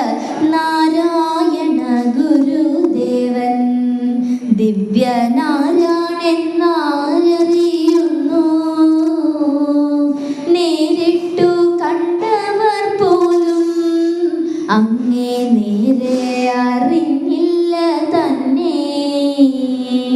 നേരിട്ട് കണ്ടവർക്ക് പോലും തിരിച്ചറിയുവാൻ സാധിക്കാത്തത്ര അത്രയേറെ പ്രഭാവമുള്ള 1 കോടി ദിവാകരൊത്തുയരുന്ന പ്രഭയോട് കൂടിയ ഒരു സൂര്യനായിരുന്നു നമുക്ക് സ്വന്തമായി ഉള്ളത്. എന്നിട്ട് നമ്മൾ ഇന്നും പല ഭിന്നാമിനുങ്ങളുടെയും പുറകെ പോകുന്നതിൻ്റെ പരിണിത ഫലങ്ങളാണ് നമ്മൾ നമ്മുടെ സമൂഹത്തിൽ കാണുന്ന കൊടും ക്രൂരതകളെല്ലാം തന്നെ. പക്ഷെ അതൊക്കെ മാറുന്നൊരു കാലം വരും. ശ്രീനാരായണ ഗുരുദേവനെ എത്രയേറെ മറച്ചു വെക്കുവാൻ ശ്രമിച്ചാലും ഈ ഇരുമ്പു തറകളെല്ലാം നീക്കി ആ പ്രഭാവം, ആ സൂര്യൻ ഉദിച്ചുയരുന്ന ഒരു ദിവസം തീർച്ചയായും വരിക തന്നെ ചെയ്യുമെന്ന് നമുക്ക് നിസ്സംശയം പറയുവാനായിട്ട് സാധിക്കും. അതാണ് ശ്രീനാരായണ ഗുരുദേവന്റെ ഏറ്റവും വലിയ മഹത്വം എന്ന് പറയുന്നത്. ഗുരുവിന്റെ ദൈവദശകം എന്ന കൃതി ഒരിക്കൽ കേട്ട ഒരു രചയിതാവ്, ഒരു എഴുത്തുകാരൻ പറഞ്ഞൊരു വാചകമുണ്ട്. എൻ്റെ ഉള്ളിലുണ്ടായിരുന്ന ദൈവത്തിൻ്റെ ആ തിരുസ്വരൂപം ഞാൻ കാലാകാലങ്ങളായി എൻ്റെ ഉള്ളിൽ പണിതുയർത്തിയ ആ വലിയ രൂപം ഒരു പ്രാർത്ഥന കേട്ടതോടുകൂടി അതിന് ശക്തമായ ഇടിമിന്നലേറ്റ് അത് രണ്ടായി പിളർന്നു പോകുന്നത് പോലെയുള്ള ഒരു അനുഭവമാണ് എൻ്റെ മനസ്സിലുണ്ടായത്. കാരണം ഇതാ, ആ കൃതി രചിച്ചിരിക്കുന്ന ആള് ദൈവത്തിനെ ഒരു ഭയവും കൂടാതെ നീ എന്ന് അഭിസംബോധന ചെയ്തിരിക്കുന്നു. ഞാൻ ആദ്യമായി ആ കൃതി കേൾക്കുന്നത് എൻ്റെ അമ്മയുടെ അമ്മാവൻ്റെ വീട്ടിൽ പോകുമ്പോഴാണ്. അദ്ദേഹം ഈ കൃതി ചൊല്ലിയപ്പോ ഞാൻ ചോദിച്ചു, ഇതേതാണ് ഈ കൃതി എന്ന് ചോദിച്ചപ്പോ അദ്ദേഹം എനിക്ക് പറഞ്ഞു തന്നു, ശ്രീനാരായണ ഗുരുദേവൻ രചിച്ച ദൈവദശകമാണ് ഈ കൃതി എന്ന്. നമ്മുടെ ഗുരു രചിച്ച കൃതിയിൽ ഒരു ഭയവും കൂടാതെ 1914 ഗുരു അവിടെ ദൈവത്തെ നീ എന്ന് അഭിസംബോധന ചെയ്യുകയാണ്. ഒന്നും വേണ്ട, ഈ 1914 എന്ന് പറയുന്നത് ആവിക്കപ്പലിന്റെ പ്രചാര കാലഘട്ടമായിരുന്നു. അന്ന് ഗുരുവിത ദൈവത്തെ ഒരു ഭയവുമില്ലാതെ വിളിച്ചിരിക്കുകയാണ്, അല്ലെങ്കിൽ ദൈവത്തെ താരതമ്യം ചെയ്തിരിക്കുകയാണ് ആവിക്കപ്പലിനോട്. ഇവിടെ ആദ്യത്തെ പദ്യത്തിൽ ദൈവമേ കാത്തുകൊള്ളുകങ്ങ് കൈവിടാതിങ്ങു ഞങ്ങളെ നാവികന്നേ ഭവാബ്ദിക്ക് ഒരാവിവൻ തോണി നിൻ പദം. അവിടെയും സ്വാമി പറയുന്നത്, ഈ സംസാര സാഗരമാകുന്ന ഈ ജീവിതത്തില് കുറച്ച് ബുദ്ധിമുട്ടൊക്കെ ഞങ്ങൾക്കുണ്ട്. അതൊക്കെ മറികടന്ന് അപ്പുറത്തെത്തുവാൻ സ്വാമി ആ ധ്രുവ നക്ഷത്രം ഞങ്ങൾക്ക് വഴികാട്ടിയായി നിൽക്കണമെന്ന്. ഏതാണ് ആ ധ്രുവ നക്ഷത്രം? അനുകമ്പ എന്നതാണ് ആ ധ്രുവ നക്ഷത്രം. ശ്രീനാരായണ ഗുരുദേവൻ ഒരു ജാതി, ഒരു മതം, ഒരു ദൈവം, മനുഷ്യന് എന്ന് പറഞ്ഞപ്പോ ഇവിടെ പലരും പറഞ്ഞു ആ മതം ഹിന്ദു മതമാണ് എന്ന്. പക്ഷെ ആത്മോപദേശ ശതകത്തിലെ 49-ാം പദ്യത്തിൽ സ്വാമി പാടിത്തരുന്നു, അഖിലരുമാത്മസുഖത്തിനായി പ്രയത്നം സകലവും ഇന്നു സദാപി ചെയ്തിടുന്നു ജഗതിയിലും മതമേകമെന്നു ചിന്തിച്ചഖമണയാതകതാരമർത്തിടേണം. നമ്മളെല്ലാവരും ജോലിക്ക് പോകും അല്ലേ? എന്തിനു വേണ്ടിയിട്ടാ ജോലിക്ക് പോകുന്നേ? എന്തിനു വേണ്ടിയിട്ടാ? നിങ്ങളെല്ലാവരും ഉറങ്ങുവാണോ? അല്ല, നിങ്ങൾ തെറ്റുത്തരം പറഞ്ഞാലും എനിക്ക് കുഴപ്പമില്ല. പക്ഷെ നിങ്ങളാരും മിണ്ടാതിരിക്കരുത്. നിങ്ങൾ മിണ്ടാതിരുന്ന ഞാൻ വിചാരിക്കുന്നത് നിങ്ങൾ എന്നെ ഇങ്ങനെ നോക്കിയിരുന്ന് ഉറങ്ങുകയാണ് എന്നാണ്. നിങ്ങൾക്ക് ബോറടിക്കുന്നുണ്ടോ? ഉണ്ട്? ഇല്ല. ശരി, അങ്ങനെയാണെങ്കിൽ പറയൂ, ഞാൻ ചോദിച്ച ചോദ്യത്തിനുള്ള ഉത്തരം പറ. നമ്മൾ എന്തിനാ ജോലിക്ക് പോകുന്നേ? നമുക്ക് ജീവിക്കാൻ, നമ്മുടെ സുഖത്തിന് വേണ്ടിയിട്ടാണ് നമ്മൾ ജോലിക്ക് പോകുന്നത്, ശരിയല്ലേ? അപ്പോൾ ഈ പറഞ്ഞ സർവചരാചരങ്ങളും സ്വന്തം സുഖത്തിന് വേണ്ടിയിട്ടാണ് ജീവിക്കുന്നത്. അതുകൊണ്ട് ഈ പറഞ്ഞ ആത്മസുഖം തന്നെയാണ് മനുഷ്യന്റെ ഏകമതം. ഇത് കുറച്ചുകൂടി വ്യക്തമായി ശ്രീനാരായണ ഗുരുദേവൻ ശ്രീ CV കുഞ്ഞിരാമനുമായുള്ള സംവാദത്തിൽ പറയുന്നുണ്ട്. എല്ലാ മതങ്ങളുടെയും സാരം ഒന്ന് തന്നെയാണ്. മനുഷ്യന്റെ ഉള്ളിലുള്ള സത്യത്തെ തിരിച്ചറിയിച്ചു കൊടുക്കുവാനുള്ള അവകാശം മാത്രമേ മതങ്ങൾക്കുള്ളൂ. അതുണ്ടായി കഴിഞ്ഞാൽ സൂക്ഷ്മം അവർ തന്നെ അന്വേഷിച്ച് കണ്ടെത്തിക്കൊള്ളും. സൂക്ഷ്മം അറിഞ്ഞവന് മതം പ്രമാണമല്ല, മതത്തിനവർ പ്രമാണമാണ്. ശ്രീനാരായണ ധർമ്മം എന്ന കൃതിയിൽ സ്വാമി പറയുന്നുണ്ട്, മഹമ്മദ ക്രൈസ്തവാശ ജൈന ബൗദ്ധസ്തേതരെ ഏകതാ പാതനായൈവ പ്രയതന്തേ നിരന്തരം. മുഹമ്മദീയരും ക്രൈസ്തവരും ജൈനന്മാരും ബൗദ്ധന്മാരും ഹിന്ദുക്കളും തുടങ്ങി ഈ ലോകത്തിലുള്ള സകല ജീവജാലങ്ങളും ഒന്നിനെ പ്രാപിക്കുവാൻ വേണ്ടിയാണ് നിരന്തരമായി പരിശ്രമിച്ചു കൊണ്ടിരിക്കുന്നത്. പല പർവ്വതങ്ങളിൽ നിന്നും ഉത്ഭവിക്കുന്ന നദികൾ ഏകമായ സമുദ്രത്തിൽ ഒന്നായി തീരുന്നത് പോലെ എല്ലാ ആചാര്യന്മാരുടെയും ഉപദേശങ്ങൾ ഏകമായ സനാതന സത്യവുമായി താദാത്മ്യം പ്രാപിച്ച ഏകത്വത്തിൽ വർദ്ധിക്കുന്നു എന്ന്. പക്ഷെ നമുക്ക് ഇന്നും ഇതൊന്നും പഠിക്കുവാനായുള്ള മനസ്സില്ല. ഇന്നും പല മത അനുയായികൾ തമ്മിലുള്ള കോലാകലഹങ്ങൾ ഈ ഭൂമിയിൽ നടക്കുകയാണ്. അപ്പോഴാണ് ഗുരുസ്തവത്തിലെ ചിന്നസ്വാമി പാടിയിരിക്കുന്നു, വാദങ്ങൾ ചെവിക്കൊണ്ടു മതപ്പോ പോരുകൾ കണ്ടും മോദസ്ഥിരനായങ്ങു വസിപ്പൂ മല പോലെ വേദാഗമസാരങ്ങൾ അറിഞ്ഞങ്ങൊരുവൻ താൻ വേദാദികൾ കൈവിട്ടു ചെയ്യിപ്പൂ ഗുരുമൂർത്തേ. പല മതത്തിലുള്ള അനുയായികൾ തമ്മിലുള്ള കലഹങ്ങളൊക്കെ കണ്ടിട്ടും എൻ്റെ സ്വാമി ഒരു പർവ്വതം പോലെയാണ് നിലകൊണ്ടത്. അതിൻ്റെ കാരണം വേദത്തിൻ്റെയും തമിഴ് വേദത്തിൻ്റെയും ഒക്കെ ശരിയായ അർത്ഥം മനസ്സിലാക്കിയിട്ടുള്ളത് ശ്രീനാരായണ ഗുരുദേവൻ മാത്രമാണ്. ഇതിൻ്റെയൊക്കെ അർത്ഥം എന്തായിരുന്നു? ഞാനും നീയും രണ്ടല്ല, ഒന്നാണ്. 18 പടിയും കയറി 45 ദിവസം നോയമ്പും എടുത്ത് ശബരിമലയ്ക്ക് പോയവരാ നമ്മള്. 18 പടി കയറി അവിടെ ചെന്നപ്പോ അവിടെ എന്തെഴുതി വെച്ചിരിക്കുന്നു? തത്വമസി. നീ അന്വേഷിക്കുന്നത് ഇവിടെയാണ് ഇരിക്കുന്നത്, അല്ലാതെ ഇവിടെ ചുറ്റും നോക്കി നടന്നിട്ട് കാര്യമില്ല. നീ നിന്റെ ഉള്ളിലേക്ക് നോക്കൂ എന്ന് അവിടെ എഴുതി വെച്ചിരിക്കുകയാണ് 4 അക്ഷരം കൊണ്ട്. ഇതുകൊണ്ടൊന്നും നമ്മൾ പഠിച്ചില്ല. ഇല്ലായിരുന്നുവെങ്കിൽ ശ്രീനാരായണ ഗുരുദേവന്റെ ദർശനമായ അദ്വൈത ദർശനം എന്താണ് എന്ന് പഠിക്കുവാൻ നമ്മൾ തയ്യാറായേനെ. ഗുരു ആത്മോപദേശ ശതകത്തിൽ ആത്മാവിന് നൽകുന്ന ഉപദേശം എന്ന ആ കൃതിയിൽ പറയുന്നുണ്ട്. ആദ്യത്തെ പദ്യത്തിൽ തന്നെ പറഞ്ഞു, അറിവിലുമേറി അറിഞ്ഞിടുന്നവൻ തൻ ഉരുവിലുമൊത്തു പുറത്തു ഉജ്വലിക്കും കരുവിനു കണ്ണുകൾ 5 ഉള്ളടക്കി തെരുതെര വീണു വണങ്ങി ഓതിടേണം. ഈ 5 കണ്ണെന്ന് പറയുന്നത് എന്തൊക്കെയാ? നമുക്ക് 5 കണ്ണുണ്ടോ? ഇല്ലല്ലോ, 2 കണ്ണല്ലേ ഉള്ളൂ. ഈ പറയുന്ന 5 സാധനങ്ങൾ എന്തൊക്കെയാ? നമ്മുടെ പഞ്ചേന്ദ്രിയങ്ങളാകുന്ന 5 വസ്തുക്കളെയാണ് അവിടെ പറഞ്ഞു തരുന്നത്. എൻ്റെ അറിവെന്ന് പറയുന്നത് ഉത്രജ എന്നത് മാത്രമേ എൻ്റെ അറിവുള്ളൂ. പക്ഷെ അറിവിലുമേറെ അറിവെന്ന് പറയുന്നത് ഇവിടെ നിൽക്കുന്ന എൻ്റെ ഉള്ളിലും ഇവിടെ കൂടിയിരിക്കുന്ന ഓരോരുത്തരുടെ ഉള്ളിലും കൂടിയിരിക്കുന്നത് ഒരേ ഈശ്വര ചൈതന്യമാണ് എന്ന തിരിച്ചറിവാണ്. പക്ഷെ ഈ തിരിച്ചറിവ് ഒന്നും നമുക്ക് ഉണ്ടായിട്ടില്ല എന്നതിൻ്റെ ഏറ്റവും വലിയ ഉദാഹരണമാണ് ഇന്ന് സ്വന്തം കൂടെ പഠിക്കുന്ന വിദ്യാർത്ഥിയെ പോലും ഒരു ദാക്ഷിണ്യവും കൂടാതെ നമ്മുടെ യുവതലമുറ കൊന്നു തള്ളുന്നത്. നിങ്ങളിപ്പോൾ ഒന്ന് ചുറ്റും നോക്കിയാൽ മനസ്സിലാകും. ഞാൻ ഈ പറയുന്ന വാചകങ്ങൾ ശ്രദ്ധിക്കുന്നത് 30 അല്ലെങ്കിൽ 20 വയസ്സിന് മുകളിൽ പ്രായമുള്ളവർ മാത്രം. ചുറ്റും ഒന്ന് നോക്കിയാൽ മനസ്സിലാകും. ഇവിടെ അവിടെ ഇവിടെയായി കുറച്ച് ചെറുപ്പക്കാര്, കുറച്ച് കൊച്ചുകുട്ടികൾ ഇരുന്ന് അവരുടെ 6 ഇഞ്ച് വലുപ്പമുള്ള അല്ലെങ്കിൽ 4 ഇഞ്ച് വലുപ്പമുള്ള ഫോണുകളിൽ മാത്രമാണ് നോക്കിക്കൊണ്ടിരിക്കുന്നത്. അല്ലെന്ന് പറയാൻ പറ്റുമോ? ഇവിടെ ഇരിക്കുന്ന അമ്മമാർക്ക് ചായ വേണമെന്ന് ചോദിച്ചാൽ ഇങ്ങനെ ഇരുന്നിട്ടാ പറയുന്നത് വേണം അല്ലേ? മക്കളുടെ മുഖം കണ്ടിട്ട് എത്ര നാളായി? കാണാറുണ്ടോ? വീട്ടിൽ ഏതോ ഒരു മുറിയിൽ ഇരിപ്പുണ്ടെന്നറിയാം, എവിടെയാണെന്നറിയില്ല, മുഖം കണ്ടിട്ടില്ല, എപ്പോഴും ഇങ്ങനെ കുനിഞ്ഞായിരിക്കുന്നത്. പിന്നെ എങ്ങനെയാ കാണുന്നേ അല്ലേ? എന്നിട്ട് ഇപ്പൊ പിള്ളേരെല്ലാം പറഞ്ഞു ഞാൻ സിഗ്മയാണ്. എന്താ ഈ സിഗ്മ? നമ്മളാരും കേട്ടിട്ടില്ലല്ലോ. കേട്ടിട്ടുണ്ടോ? സിഗ്മ എന്താണെന്നറിയാം ഇവിടെ ഇരിക്കുന്ന അച്ഛനമ്മമാർക്ക്? ഇല്ല. പിള്ളേരെല്ലാം പറയുന്നത് ഞങ്ങളിപ്പോ സിഗ്മയാണ്. എന്താ ഈ സിഗ്മയെന്ന് അവർക്കും അറിയില്ല, നമുക്കും അറിയില്ല. ആരോ എവിടെയോ ഒരു വാക്ക് പറഞ്ഞു, പിന്നെ അതിൻ്റെ പുറകെയാ. ഇപ്പൊ അങ്ങനെ കുറെ വാക്കുകൾ ഇറങ്ങിയിട്ടുണ്ട്. നമുക്ക് തന്നെ അതിശയം തോന്നിപ്പോ എന്തൊക്കെ ഈ പിള്ളേര് പറയുന്നതാണല്ലേ. അപ്പോൾ എന്നിരുന്നാലും ഇതൊക്കെ മാറും തീർച്ചയായും. ശ്രീനാരായണ ഗുരുദേവൻ, ഞാനൊരു പ്രാവശ്യം ഗുരുപദം TV എന്ന് പറയുന്ന ഒരു യൂട്യൂബ് ചാനൽ ഉണ്ടെന്ന് നമുക്കറിയാം. ഞാനൊരു സ്ഥലത്ത് പ്രഭാഷണത്തിന് പോയപ്പോൾ ഞാനൊരു കഥ പറഞ്ഞു അവിടെ. അപ്പം ഞാൻ അതിൻ്റെ ഇൻചാർജുള്ള അനീശ്വരനെ പറഞ്ഞു, ചേട്ടാ ഇതിൻ്റെ വീഡിയോ ഫേസ്ബുക്കിൽ ഷോർട്സ് ആയിട്ട് വരുവാണെങ്കിൽ ചേട്ടൻ ഇടുവാണെങ്കിൽ അതൊന്ന് എനിക്ക് അയച്ചു തരണം എന്ന് പറഞ്ഞു.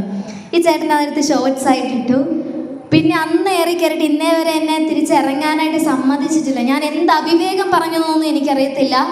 ഞാൻ അവിടെ ചെന്ന് ശ്രീനാരായണ ഗുരുദേവ സ്മരണകൾ എന്ന ജി പ്രിയദർശൻ സാറിൻ്റെ പുസ്തകത്തിൽ ഞാൻ വായിച്ചൊരു കാര്യം മാത്രമേ ഞാൻ പറഞ്ഞിട്ടുള്ളൂ. പക്ഷെ അവർ പറയുന്നത് മൊത്തം കേട്ടിരുന്നവരും കണ്ടിരുന്നവരും ഒക്കെ പറയുന്നത് ഞാനത് കയ്യിൽ നിന്നിട്ട് പറഞ്ഞു, ഞാനത് ഉണ്ടാക്കി പറഞ്ഞു എന്നൊക്കെയാണ്. പക്ഷെ യഥാർത്ഥത്തിൽ ശ്രീനാരായണ ഗുരുദേവനെ കാണുവാൻ ഒരു മുസ്ലിം സിദ്ധൻ വരുന്നൊരു കഥയുണ്ട്. ശ്രീനാരായണ ഗുരുദേവനോട് വാദിച്ച് ജയിക്കണമെന്ന ഒരു ഭാവത്തോടെയാണ് ഇദ്ദേഹം വരുന്നത്. അങ്ങനെ ഇദ്ദേഹം ഗുരുവിൻ്റെ അടുത്തേക്ക് വന്നിട്ട് പറയുന്നു, ജലമുള്ളിടത്തെല്ലാം മത്സ്യം കാണുമോ എന്ന് ചോദിച്ചു. ഗുരു പറഞ്ഞു കാണണമല്ലോ.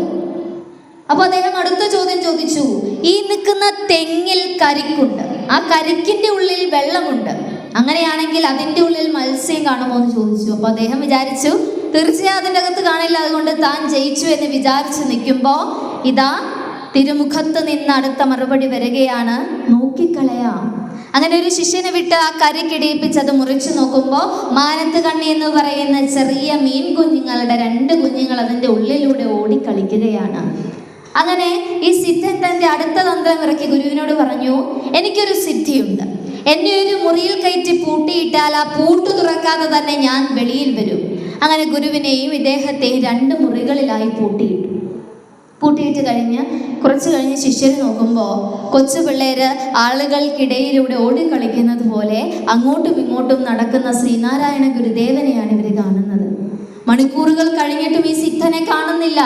അപ്പോൾ ഇവർ ഭയപ്പാടോടെ മുറി തുറന്നു നോക്കുമ്പോൾ ഇദ്ദേഹം നമ്രശിരസ്കനായി വന്ന് ശ്രീനാരായണ ഗുരുദേവനെ വന്ദിച്ചിട്ട് പറഞ്ഞു, നിങ്ങൾ എന്നെ ഈ മുറിയിൽ കയറ്റി പൂട്ടിയിട്ടത് മുതൽ എവിടെ നിന്നോ ഒരു വലിയ പക്ഷി പറന്നു വന്നെൻ്റെ മുന്നിൽ നിന്ന് എന്നെ രൂക്ഷമായി തുറിച്ചു നോക്കിക്കൊണ്ട് നിന്നു. അതിൻ്റെ ആ നോട്ടത്തിൽ എനിക്ക് എൻ്റെ എല്ലാ സിദ്ധികളും നഷ്ടപ്പെടുന്നതായി തോന്നി. എന്നെ കൊണ്ടൊന്നും ചെയ്യുവാൻ സാധിച്ചില്ല എന്ന്. അങ്ങനെ പറഞ്ഞ് അദ്ദേഹം ഗുരുവിനെ വന്ദിച്ചാണ് തിരികെ പോകുന്നത്. തന്നെ വിശ്വാസമില്ലാത്തവരെ പോലും വിശ്വാസികളായി മാറ്റുന്നത്ര തേജസ്സുള്ളൊരു സ്വാമിയാണ് നമുക്കുണ്ടായിരുന്നത്. ഈ ലോകം കണ്ടതിൽ വെച്ച് ഏറ്റവും വലിയ നിരീശ്വരവാദി ആരായിരുന്നു എന്ന് ചോദിച്ചാൽ നിങ്ങൾ ആരെങ്കിലും അല്ലെങ്കിൽ എല്ലാവരും ഒരു പക്ഷേ ഏതെങ്കിലും ഒരു കമ്മ്യൂണിസ്റ്റുകാരൻ്റെ പേരായിരിക്കും പറയുന്നത്, അല്ലേ? പക്ഷേ ഈ ലോകം കണ്ടതിൽ വെച്ച് ഏറ്റവും വലിയ നിരീശ്വരവാദി എന്ന് പറയുന്നത് സഹോദരൻ കെ അയ്യപ്പൻ എന്ന ഗുരുദേവ ശിഷ്യനാണ്. അയ്യപ്പൻ സമാധി ഗാനം എന്ന ഒറ്റ കൃതിയിലെ ആദ്യത്തെ പദ്യത്തിലെ 4ാമത്തെ വരിയിലെ 2ാമത്തെ പദത്തിൽ പറഞ്ഞു തന്നു അയ്യപ്പന്റെ ദൈവമാരാണെന്ന്. ജരാരുജാമൃതി ഭയമേഴാശുദ്ധ യശോ നിർവാണത്തെ അടഞ്ഞ സദ്ഗുരു ജയ നാരായണ ഗുരു സ്വാമിൻ ദേവ. ഇനി ചൊല്ലുന്നതാണ് 4ാമത്തെ വരി. ജയ ഭഗവാനേ ജയ ജഗദ്ഗുരു.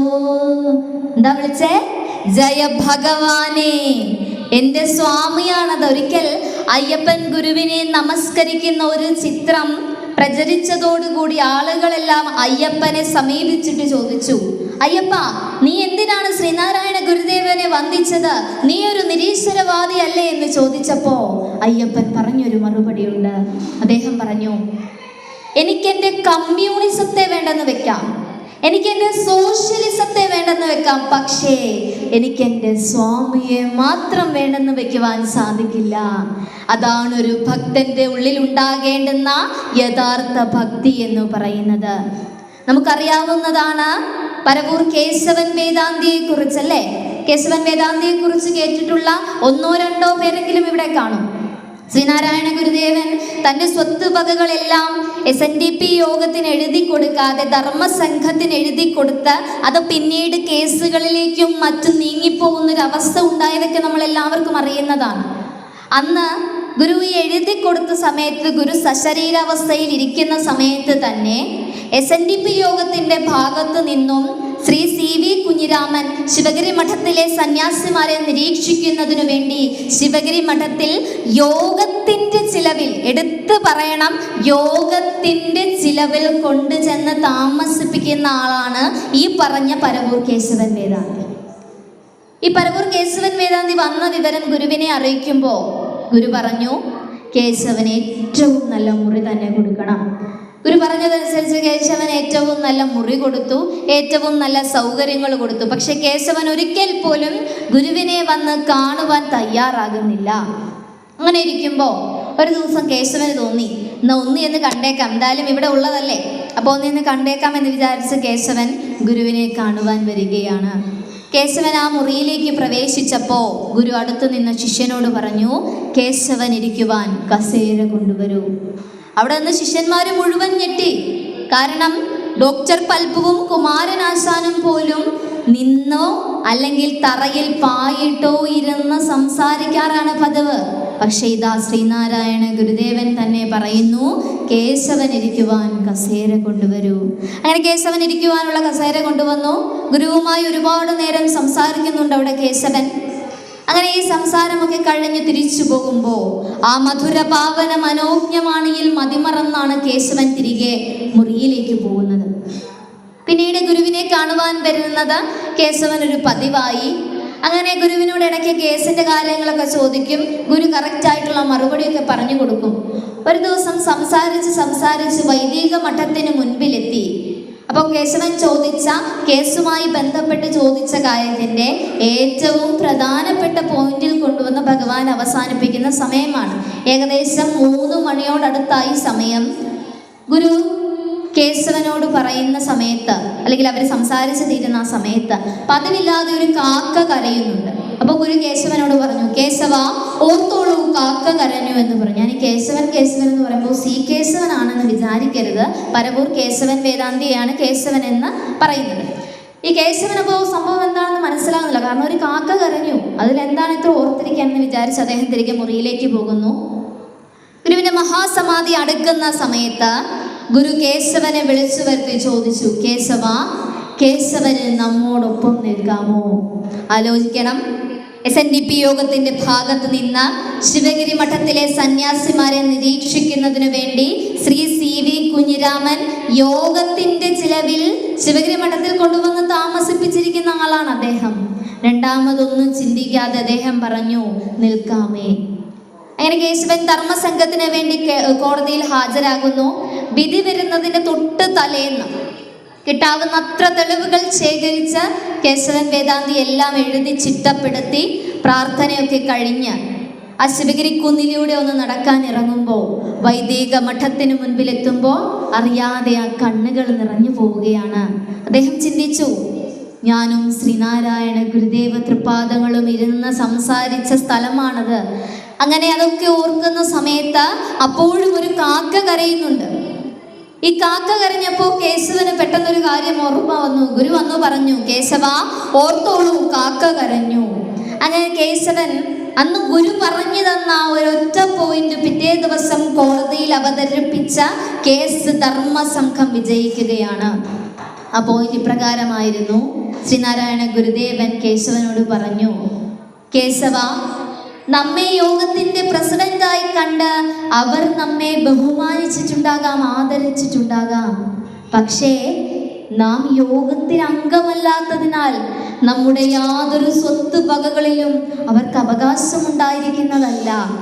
ഇത് കേശവൻ അവതരിപ്പിച്ചപ്പോൾ കോടതി അംഗങ്ങളുടെ ലിസ്റ്റ് എടുത്ത് നോക്കി. അപ്പോൾ മനസ്സിലായി, ശ്രീനാരായണ ഗുരുദേവൻ ശ്രീനാരായണ ധർമ്മ പരിപാലന യോഗത്തിലെ അംഗമല്ല, പക്ഷേ ധർമ്മസംഘത്തിലെ അംഗമാണ്. അങ്ങനെ ഗുരുവിനെ കൊടുത്ത വാക്ക് നിറവേറ്റുവാൻ പറ്റിയതിൻ്റെ സന്തോഷത്തിൽ പരവൂറുള്ള തൻ്റെ വീട്ടിൽ തിരിച്ചെത്തി അദ്ദേഹം ഒരു ബ്രഹ്മചാരിയായി തൻ്റെ ജീവിതം കഴിച്ചുകൂട്ടുകയാണ്. ഈ സമയത്ത് ശിവഗിരി മഠത്തിൽ നിന്നും ഒരു സന്യാസി കേശവൻ വേദാന്തിയെ കാണുവാൻ അദ്ദേഹത്തിൻ്റെ വീട്ടിലെത്തുന്നു. ഈ സന്യാസി കേശവൻ വേദാന്തിയോട് ചോദിച്ചു, അങ്ങ് ശ്രീനാരായണ ഗുരുദേവനുമായി വളരെ കാലം അടുത്ത് നിന്ന് സംസാരിച്ച് ഗുരുവിനെ അനുഭവിച്ചറിഞ്ഞ ഒരാളാണ്. അന്നുണ്ടായ അനുഭവം എന്താണ് എന്നൊന്ന് വ്യക്തമാക്കാമോ എന്ന് ചോദിച്ചപ്പോൾ കേശവൻ വേദാന്തി അല്പസമയം കണ്ണുകൾ അടച്ചിരുന്നു. കുറച്ചു കഴിഞ്ഞപ്പോൾ പയ്യെ കണ്ണു തുറന്നു. ആ സമയത്ത് ധാരധാരയായി കേശവന്റെ കണ്ണിൽ നിന്നും കണ്ണുനീർ തുള്ളികൾ ഇറ്റിറ്റ് വീഴുകയാണ്. പോയി ചോദിച്ചാൽ ഭയന്നു, ഞാൻ എന്തെങ്കിലും തെറ്റ് ചോദിച്ചിട്ടാണോ എന്ന് വിചാരിച്ചുകൊണ്ട് ഇങ്ങനെ നിൽക്കുന്ന സമയത്ത് കേശവൻ വേദാന്തി പറഞ്ഞു, ദൈവത്തോടൊപ്പം താമസിച്ചു, പക്ഷേ ദൈവമാണെന്ന് അന്ന് തിരിച്ചറിയുവാൻ സാധിച്ചില്ല.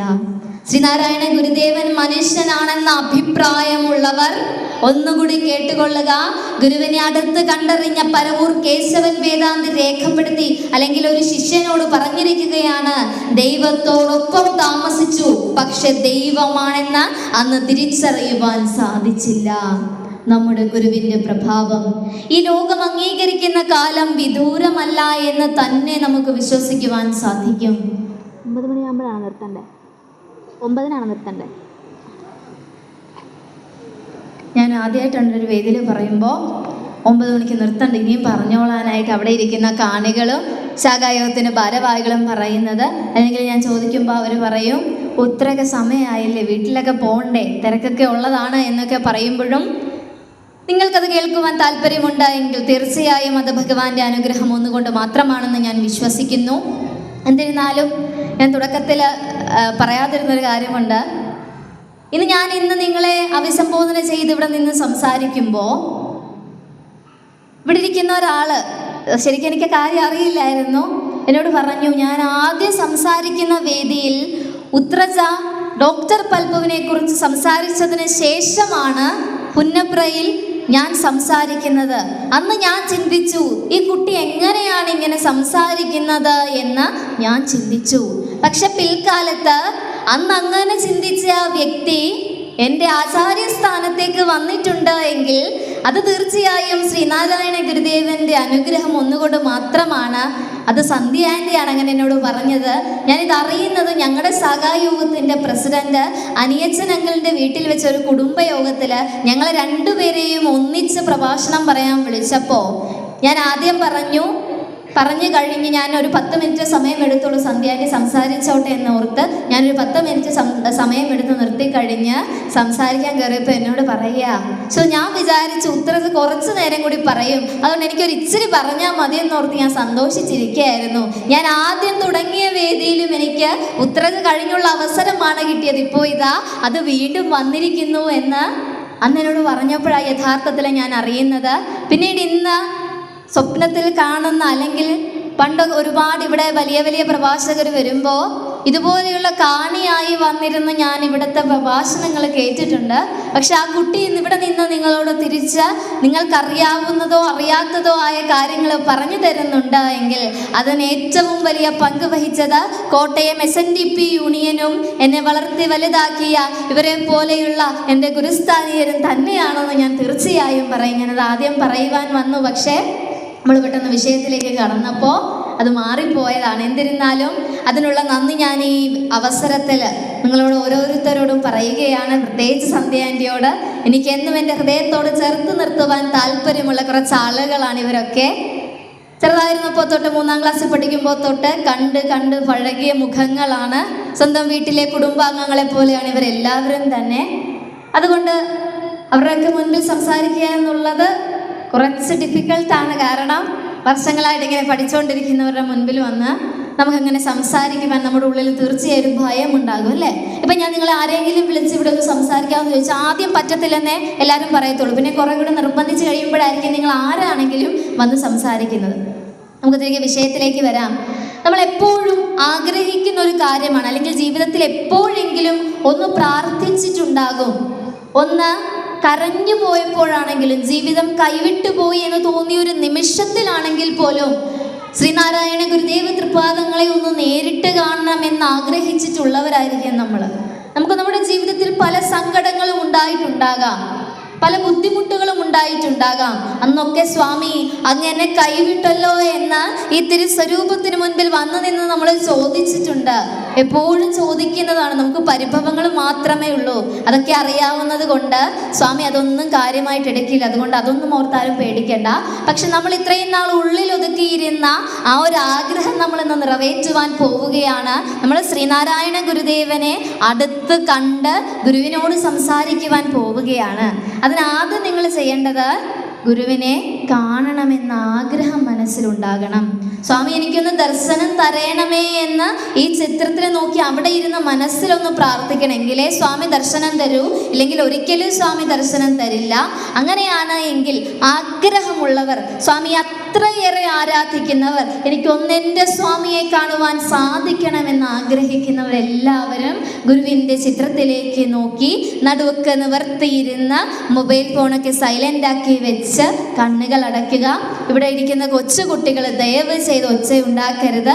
അത് ഈ ധ്യാനത്തിലിരിക്കുന്നവർക്ക്, ഗുരുവിനെ കണ്ടുകൊണ്ടിരിക്കുന്നവർക്ക് തീർച്ചയായും ഒരു ബുദ്ധിമുട്ടാകും. അതുകൊണ്ട് അങ്ങനെ ആരും ചെയ്യരുത്. എല്ലാവരും ഫോണൊക്കെ സൈലൻ്റാക്കി നടുവൊക്കെ നിവർത്തി കൈ റിലാക്സ്ഡ് ആക്കി മുട്ടയിലേക്ക് വെച്ചേക്കുക.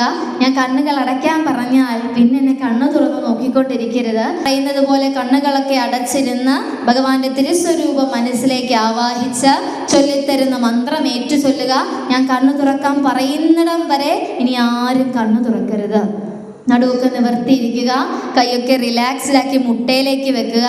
ചൊല്ലിത്തരുന്ന മന്ത്രം ഏറ്റു ചൊല്ലുക.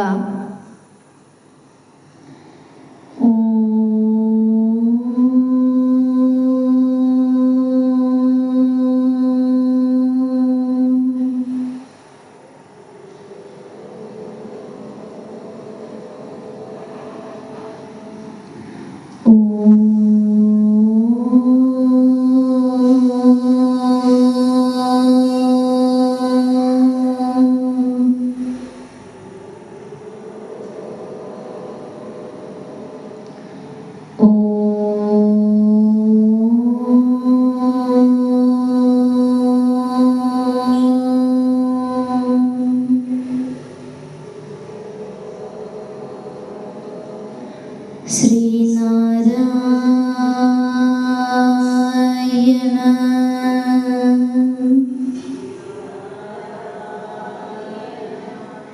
പരമഗുരവേ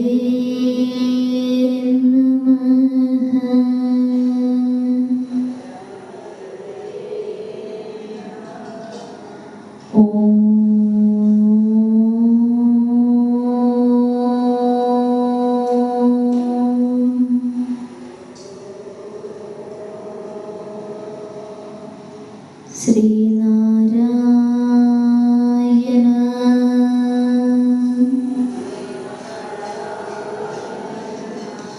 പരമഗുരവേ നമഃ.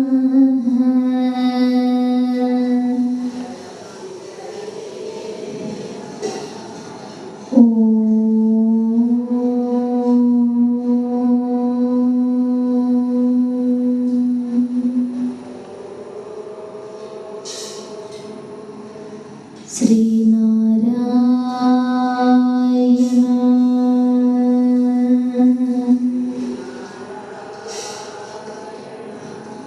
പരമഗുരവേ നമഃ.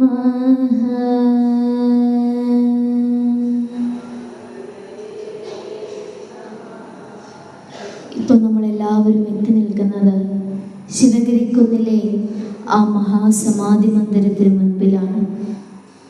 നാം ആ വാതിൽപ്പടിയിൽ നിന്നും അകത്തേക്ക് നോക്കുമ്പോൾ കാണുന്നത് നാം ഇത്രയും നാൾ കാണുവാൻ കൊതിച്ചിരുന്ന നമ്മുടെ സ്വാമി തൃപ്പാദങ്ങൾ തൻ്റെ ശിഷ്യവൃന്ദങ്ങളുമായി സല്ലപിച്ചു കൊണ്ടിരിക്കുന്ന കാഴ്ചയാണ്. ഇത് കണ്ട് നാം അവിടെ നിന്നും എത്തി നോക്കുമ്പോൾ സ്വാമി നമ്മെ നോക്കി കൈകാട്ടി അടുത്തേക്ക് വിളിക്കുകയാണ്.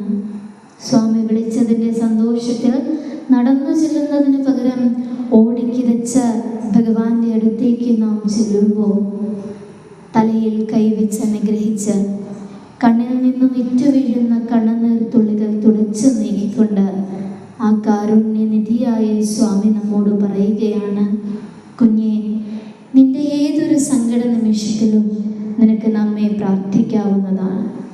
നാം എപ്പോഴും നിന്നോടൊപ്പം തന്നെ ഉണ്ടാകും. നാം ശരീരമല്ല, അറിവാകുന്നു. ശരീരമുണ്ടാകുന്നതിന് മുൻപിലും അറിവായ നാം ഉണ്ടായിരുന്നു. ഇനി ഇതൊക്കെ ഇല്ലാതെ പോയാലും നാം ഇപ്രകാരം പ്രകാശിച്ചു കൊണ്ട് തന്നെ ഇരിക്കും.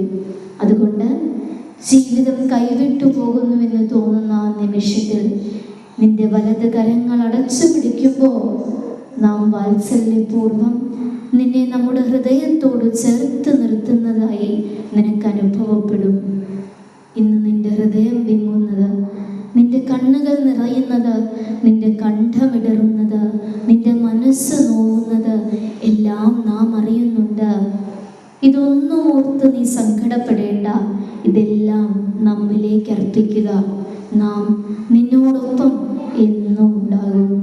ഇത്രയും പറഞ്ഞ് നമ്മുടെ നെറുകയിലൊരു ചുംബനം തന്ന നമ്മുടെ സ്വാമി നമ്മുടെ മുന്നിൽ നിന്നും മറഞ്ഞു പോവുകയാണ്. നിറകണ്ണുകളോടെ അല്ലാതെ ഒരു ശിഷ്യനും അത് നോക്കി നിൽക്കുവാൻ സാധിക്കുന്നില്ല. ഓടിച്ചെന്ന് മഹാസമാധി മന്ദിരത്തിനുള്ളിലേക്ക് നോക്കുമ്പോൾ ഗുരുവിൻ്റെ ആ വെണ്ണയ്ക്കൽ പ്രതിമ മാത്രമാണ് കാണുന്നത്. അതിനെ സാഷ്ടാംഗം വീണ് പ്രണമിച്ച ഈ ഭക്തമാനസരൊന്നാകെ നിറകണ്ണുകളോടെ ആലപിക്കുകയാണ്, ദൈവമേ കാത്തുകൊള്ളുകങ്ങ് കൈവിടാതിങ്ങു ഞങ്ങളെ, നാവികന്നീ ഭവാബ്ദിക്ക് ഒരാവിവൻ തോണി നിൻ പദം. ഇപ്പോൾ നമ്മളെല്ലാവരും തിരികെ നമ്മുടെ വീടുകളിലേക്ക് എത്തുകയാണ്. കൈ രണ്ടും കൂട്ടിത്തിരുമ്മി ആ ചൂട് കണ്ണിൽ തട്ടുന്ന രീതിക്ക് വെച്ച് ഭഗവാന്റെ ചിത്രത്തിലേക്ക് നോക്കി കണ്ണു തുറക്കുക. കണ്ണു തുറന്നു കഴിഞ്ഞതിന് ശേഷം കണ്ണുകൾ തുടച്ചവർക്കറിയാം സ്വാമിയെ അടുത്ത് കണ്ടിട്ടുണ്ട്. ജീവിതത്തിൽ ഇത്രയും നാളും ഉണ്ടായ എല്ലാ ദുഃഖങ്ങളും സ്വാമിയുടെ ആ മധുര പാവന മനോജ്ഞ വാണിയിൽ നമ്മൾ മറന്നു പോയിരിക്കുകയാണ്.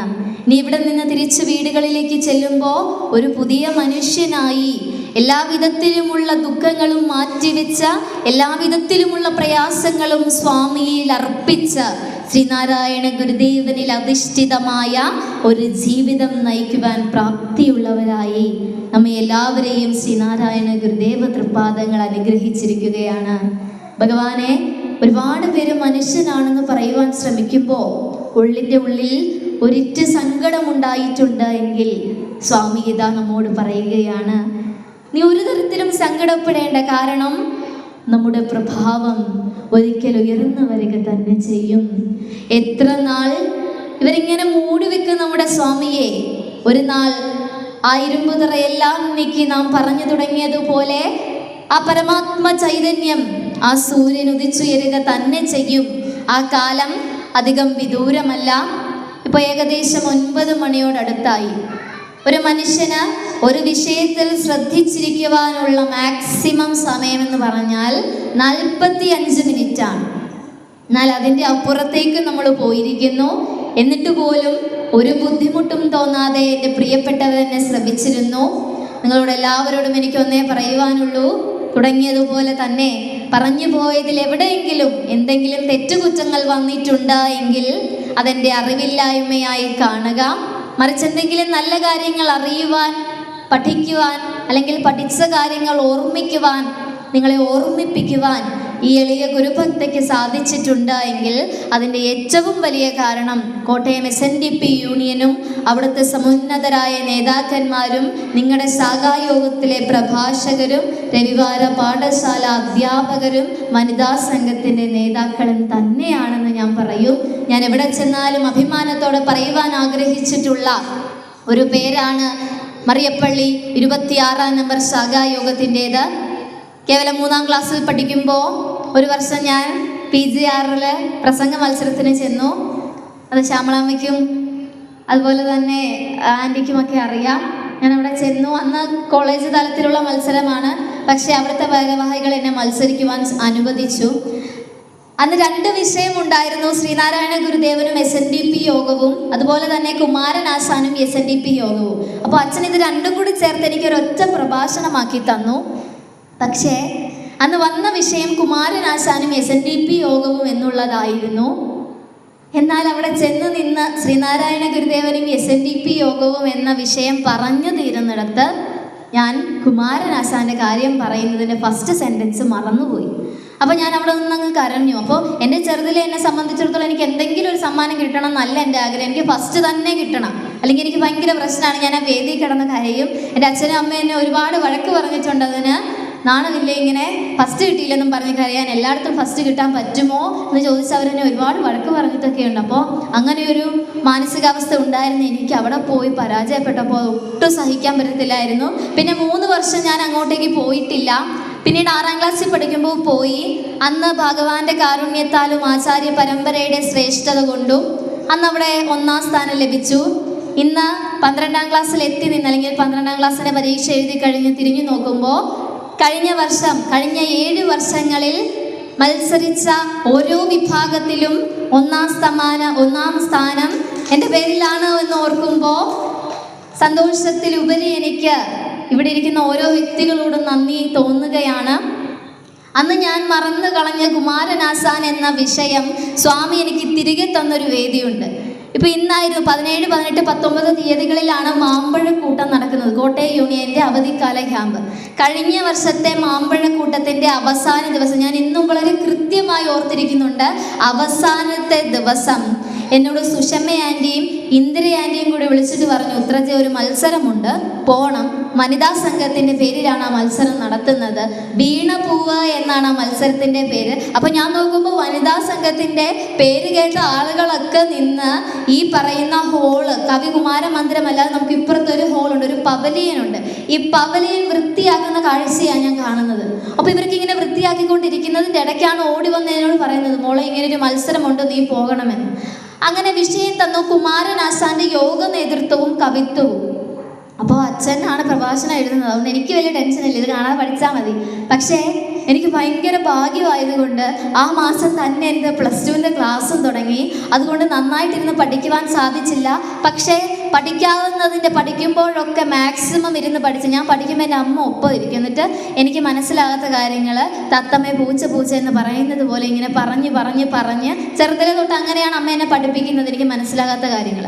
അപ്പോൾ അങ്ങനെ ഇരുന്ന് കുറേ കഷ്ടപ്പെട്ട് പഠിച്ച് മത്സരത്തിന് ചെന്ന് അന്ന് അവിടെ 1ാം സ്ഥാനം ലഭിച്ചത് അടിമാലി യൂണിയനിലെ ഒരു കുട്ടിയാണ്. അപ്പോൾ വർഷങ്ങൾക്ക് ശേഷമാണ് ഞാൻ 2ാം സ്ഥാനത്തേക്ക് പിന്തള്ളി പോകുന്നത്. എനിക്ക് സഹിക്കാൻ പറ്റത്തില്ല, ഭയങ്കര കരച്ചിലായിരുന്നു ഞാനത്. എനിക്ക് ഭയങ്കരമായിട്ട് സങ്കടമായി. ഞാൻ എൻ്റെ അധ്യാപകരെ വിളിച്ച് കരയുന്നു, ഞാൻ വീട്ടിൽ കരയുന്നു, ഞാൻ അച്ഛനോട് പറയുന്നു അച്ഛൻ പ്രഭാഷണം എഴുതിയതിൻ്റെ കുഴപ്പമാണെന്ന് പറയുന്നു, എല്ലാം പറഞ്ഞ് അടിമുടി ബഹളമാണ് വീട്ടിൽ കിടന്നത്. അപ്പോൾ എന്നോട് അമ്മ പറഞ്ഞു പോട്ടെ സാരമില്ല, കാരണം എൻ്റെ ഉള്ളിൽ എനിക്ക് ഫസ്റ്റ് കിട്ടാതിരുന്നതിലല്ല അപ്പോൾ എൻ്റെ പ്രശ്നം.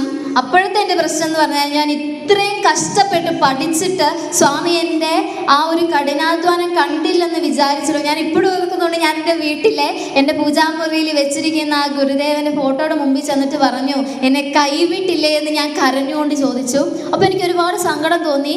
അന്ന് അവിടെ 1-2 സ്ഥാനക്കാർക്ക് സംസ്ഥാന തലത്തിലേക്ക് ബൈക്കത്ത് നടക്കുന്ന മത്സരത്തിൽ പങ്കെടുക്കാൻ പോകാം.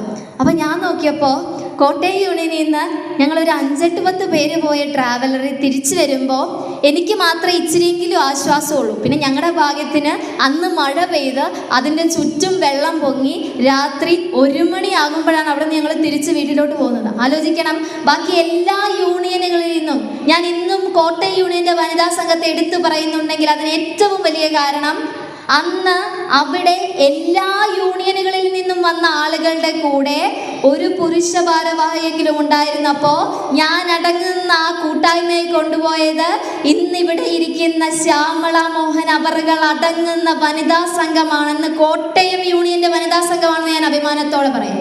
അന്ന് ഞങ്ങൾ തിരിച്ചു വന്നു. ഏകദേശം 1:30 മണി സമയമായി ഞങ്ങൾ തിരിച്ചു വീട്ടിലെത്തുമ്പോൾ അന്ന് തൊട്ട് ഉറക്കമില്ല, ഊണില്ല, സങ്കടം പിന്നെ മൊത്തം. പിന്നെ 2 മാസം കഴിഞ്ഞിട്ടാണ് സംസ്ഥാന തലത്തിലുള്ള മത്സരം. അങ്ങനെ +2 കയറിയ സമയമായതുകൊണ്ട് പഠിക്കാൻ പറ്റിയില്ല, ഒട്ടും പഠിച്ചിട്ടില്ല. അച്ഛൻ പ്രസംഗം കുറച്ചുകൂടി മോഡിഫൈ ചെയ്തു എന്നൊക്കെ എപ്പോഴോ പറയുന്നത് ഞാൻ കേട്ടു. പക്ഷേ എക്സ്ട്രാ ക്ലാസ്, ട്യൂഷൻ അതിൻ്റെ ഒക്കെ പുറകെ നടക്കുന്നതുകൊണ്ട് ആ ബുക്ക് ഞാൻ തുറന്നിട്ടില്ല.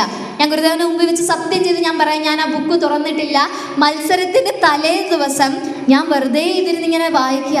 അപ്പം ഞാൻ വായിക്കുമ്പോൾ എനിക്കിതൊന്നും ഓർമ്മയില്ല, ഞാൻ എല്ലാം മറന്നു പോകുന്നു. അപ്പോൾ എനിക്ക് ടെൻഷൻ കയറി. എനിക്ക് പണ്ടും ഇപ്പോഴുള്ളൊരു സ്വഭാവം, എനിക്ക് തല കറങ്ങും. ഈ തല ഇറങ്ങിയാൽ പിന്നെ എനിക്ക് ചുറ്റുള്ള മറ്റേ സിനിമയ്ക്കകത്ത് പറയുന്ന പോലെ ചുറ്റുള്ള ഒന്നും എനിക്ക് കാണാൻ പറ്റത്തില്ല. കണ്ണിലേക്ക് ഇരുട്ട് കയറി ഞാൻ അവിടെ വീടും. അങ്ങനെ ഒരു പ്രശ്നമുണ്ട് എനിക്ക്. അങ്ങനെ ഇരിക്കുമ്പോൾ ഞാൻ പാതിരാത്രി വരെ ഇരുന്ന് ഇതൊരു വിധം വായിച്ചു. ഒരു 5-6 പ്രാവശ്യം വായിച്ചു കഴിഞ്ഞപ്പോൾ ശരി, എനിക്ക് വിധിച്ചിട്ടില്ല എന്ന് ഞാനിങ്ങ് വിചാരിച്ച് ഉറങ്ങാൻ കിടന്നു. പിറ്റേ ദിവസം വൈക്കത്തെ മത്സരത്തിന് ചെല്ലുന്നു. അടിമാലി യൂണിയനിൽ നിന്ന് ആ കുട്ടിയുണ്ട്. ആ കുട്ടിയെ കാണുമ്പോൾ ഇന്ന് ഞാൻ ആ കൊച്ചിൻ്റെ മുഖം ഓർത്തിരിക്കുന്നുണ്ട്. 1 വർഷം മുമ്പ് നടന്ന കാര്യമാണെങ്കിലും ഇന്നും എനിക്ക് അതിൻ്റെ മുഖത്തുള്ള ഓരോ പാടും ഓർമ്മയുണ്ട്. കാരണം എൻ്റെ മനസ്സിൽ അത്രയേറെ ആഴത്തിൽ പതിഞ്ഞൊരു മുഖം ആ കുട്ടിയുടേത്. അടിമാലി യൂണിയനിൽ നിന്നുള്ള ഭാരവാഹികളുണ്ട്. ഞാൻ നോക്കുമ്പോൾ എൻ്റെ കൂടെ എൻ്റെ അച്ഛനും എൻ്റെ അമ്മയും എൻ്റെ അമ്മമ്മയും ഇരിപ്പുണ്ട്. ഇവർ 3 പേര് അവിടെ ഇരിക്കുന്നു. അച്ഛൻ എൻ്റെ വീഡിയോ എടുക്കുന്നു. എൻ്റെ റോൾ നമ്പർ, എൻ്റെ ചെസ് നമ്പർ വിളിച്ചപ്പോൾ PT മന്മഥൻ സാറും വിജയലാൽ നെടുങ്കണ്ടം സാറുമാണ് അവിടെ ഇരിക്കുന്നത്. ഇവരെ കണ്ടപ്പോഴേ എൻ്റെ പകുതി ഇത് താന്നു എന്ന് പറയാം. എനിക്ക് കോൺഫിഡൻസ് ഒട്ടുമില്ലാതെ ഞാൻ അവിടെ കയറി നിന്നു. ഞാൻ എല്ലാം കൊണ്ട് ഞാനങ്ങ് പ്രാർത്ഥിച്ചു, സ്വാമി ഞാൻ ഇത്രയും നാൾ പഠിച്ചു, കുമാരനാശാനെ കുറിച്ച് എനിക്ക് എന്തൊക്കെയോ അറിയാം. ആ എന്തെങ്കിലും ഈ 5 മിനിറ്റിൽ അവരെ ബോറടിപ്പിക്കാതെ, അല്ലെങ്കിൽ ഞാൻ പഠിക്കാതെയാണ് വന്നിരിക്കുന്നതെന്ന് അവർക്ക് തോന്നാതെ എനിക്ക് പറയാൻ പറ്റണമെന്ന് പ്രാർത്ഥിച്ചിട്ട് ചെരുപ്പൊക്കെ ഊരിയിട്ട് ആ സ്റ്റേജിൽ, അപ്പോൾ ഒരു ക്ലാസ് മുറി, ചെറിയൊരു ക്ലാസ് മുറിയിലാണ് ഈ മത്സരം നടക്കുന്നത്. ആ സ്റ്റേജിലൊക്കെ ഒന്ന് തൊട്ട് തൊഴുത് കയറി നിന്നു. അവിടെ ഇരിക്കുന്ന ആൻറ്റി ഇത് ഞെക്കിയപ്പോൾ എൻ്റെ മനസ്സിങ്ങനെ കിടന്നിടിക്കുക. ഇതെങ്ങനെയെങ്കിലും തീർത്തിട്ട് ഇറങ്ങണം എന്നൊരു മൈൻഡ് എനിക്കുള്ളൂ. പ്രസംഗമൊക്കെ കഴിഞ്ഞു. അപ്പം ഞാൻ കേൾക്കുന്നത് മൊത്തം എന്നെക്കാട്ടിലും നല്ലവരുടെ പ്രസംഗമാണ് എന്നൊരു മൈൻഡ് എൻ്റെ ഉള്ളിൽ മൊത്തം. അവരെല്ലാം എന്നെക്കാട്ടിലും എന്തോ കൂടുതൽ പറയുന്നു. അപ്പോഴേ ഞാൻ കണ്ടോ എല്ലാം പോയി, എനിക്ക് കിട്ടത്തില്ലല്ലോ എന്ന് പറഞ്ഞ് ഞാനവിടെ ഇരിക്കുക. അങ്ങനെ സങ്കടപ്പെട്ട് ലാസ്റ്റ് അവിടെ ഇരിക്കുന്നു. അപ്പോൾ ഇവരെല്ലാവരും കൂടി ഓടി എൻ്റെ അടുത്തോട്ട് വരും. എന്നോട് ചോദിച്ചു, മോളെ എങ്ങനെ ഉണ്ടായിരുന്നു? ഞാൻ ഇങ്ങനെ തലയാട്ടി, ഞാൻ ഒന്നും മിണ്ടിയില്ല, ഞാനിങ്ങനെ തലയാട്ടി കാണിച്ചു, കുഴപ്പമില്ലായിരുന്നു എന്ന് കാണിച്ചു.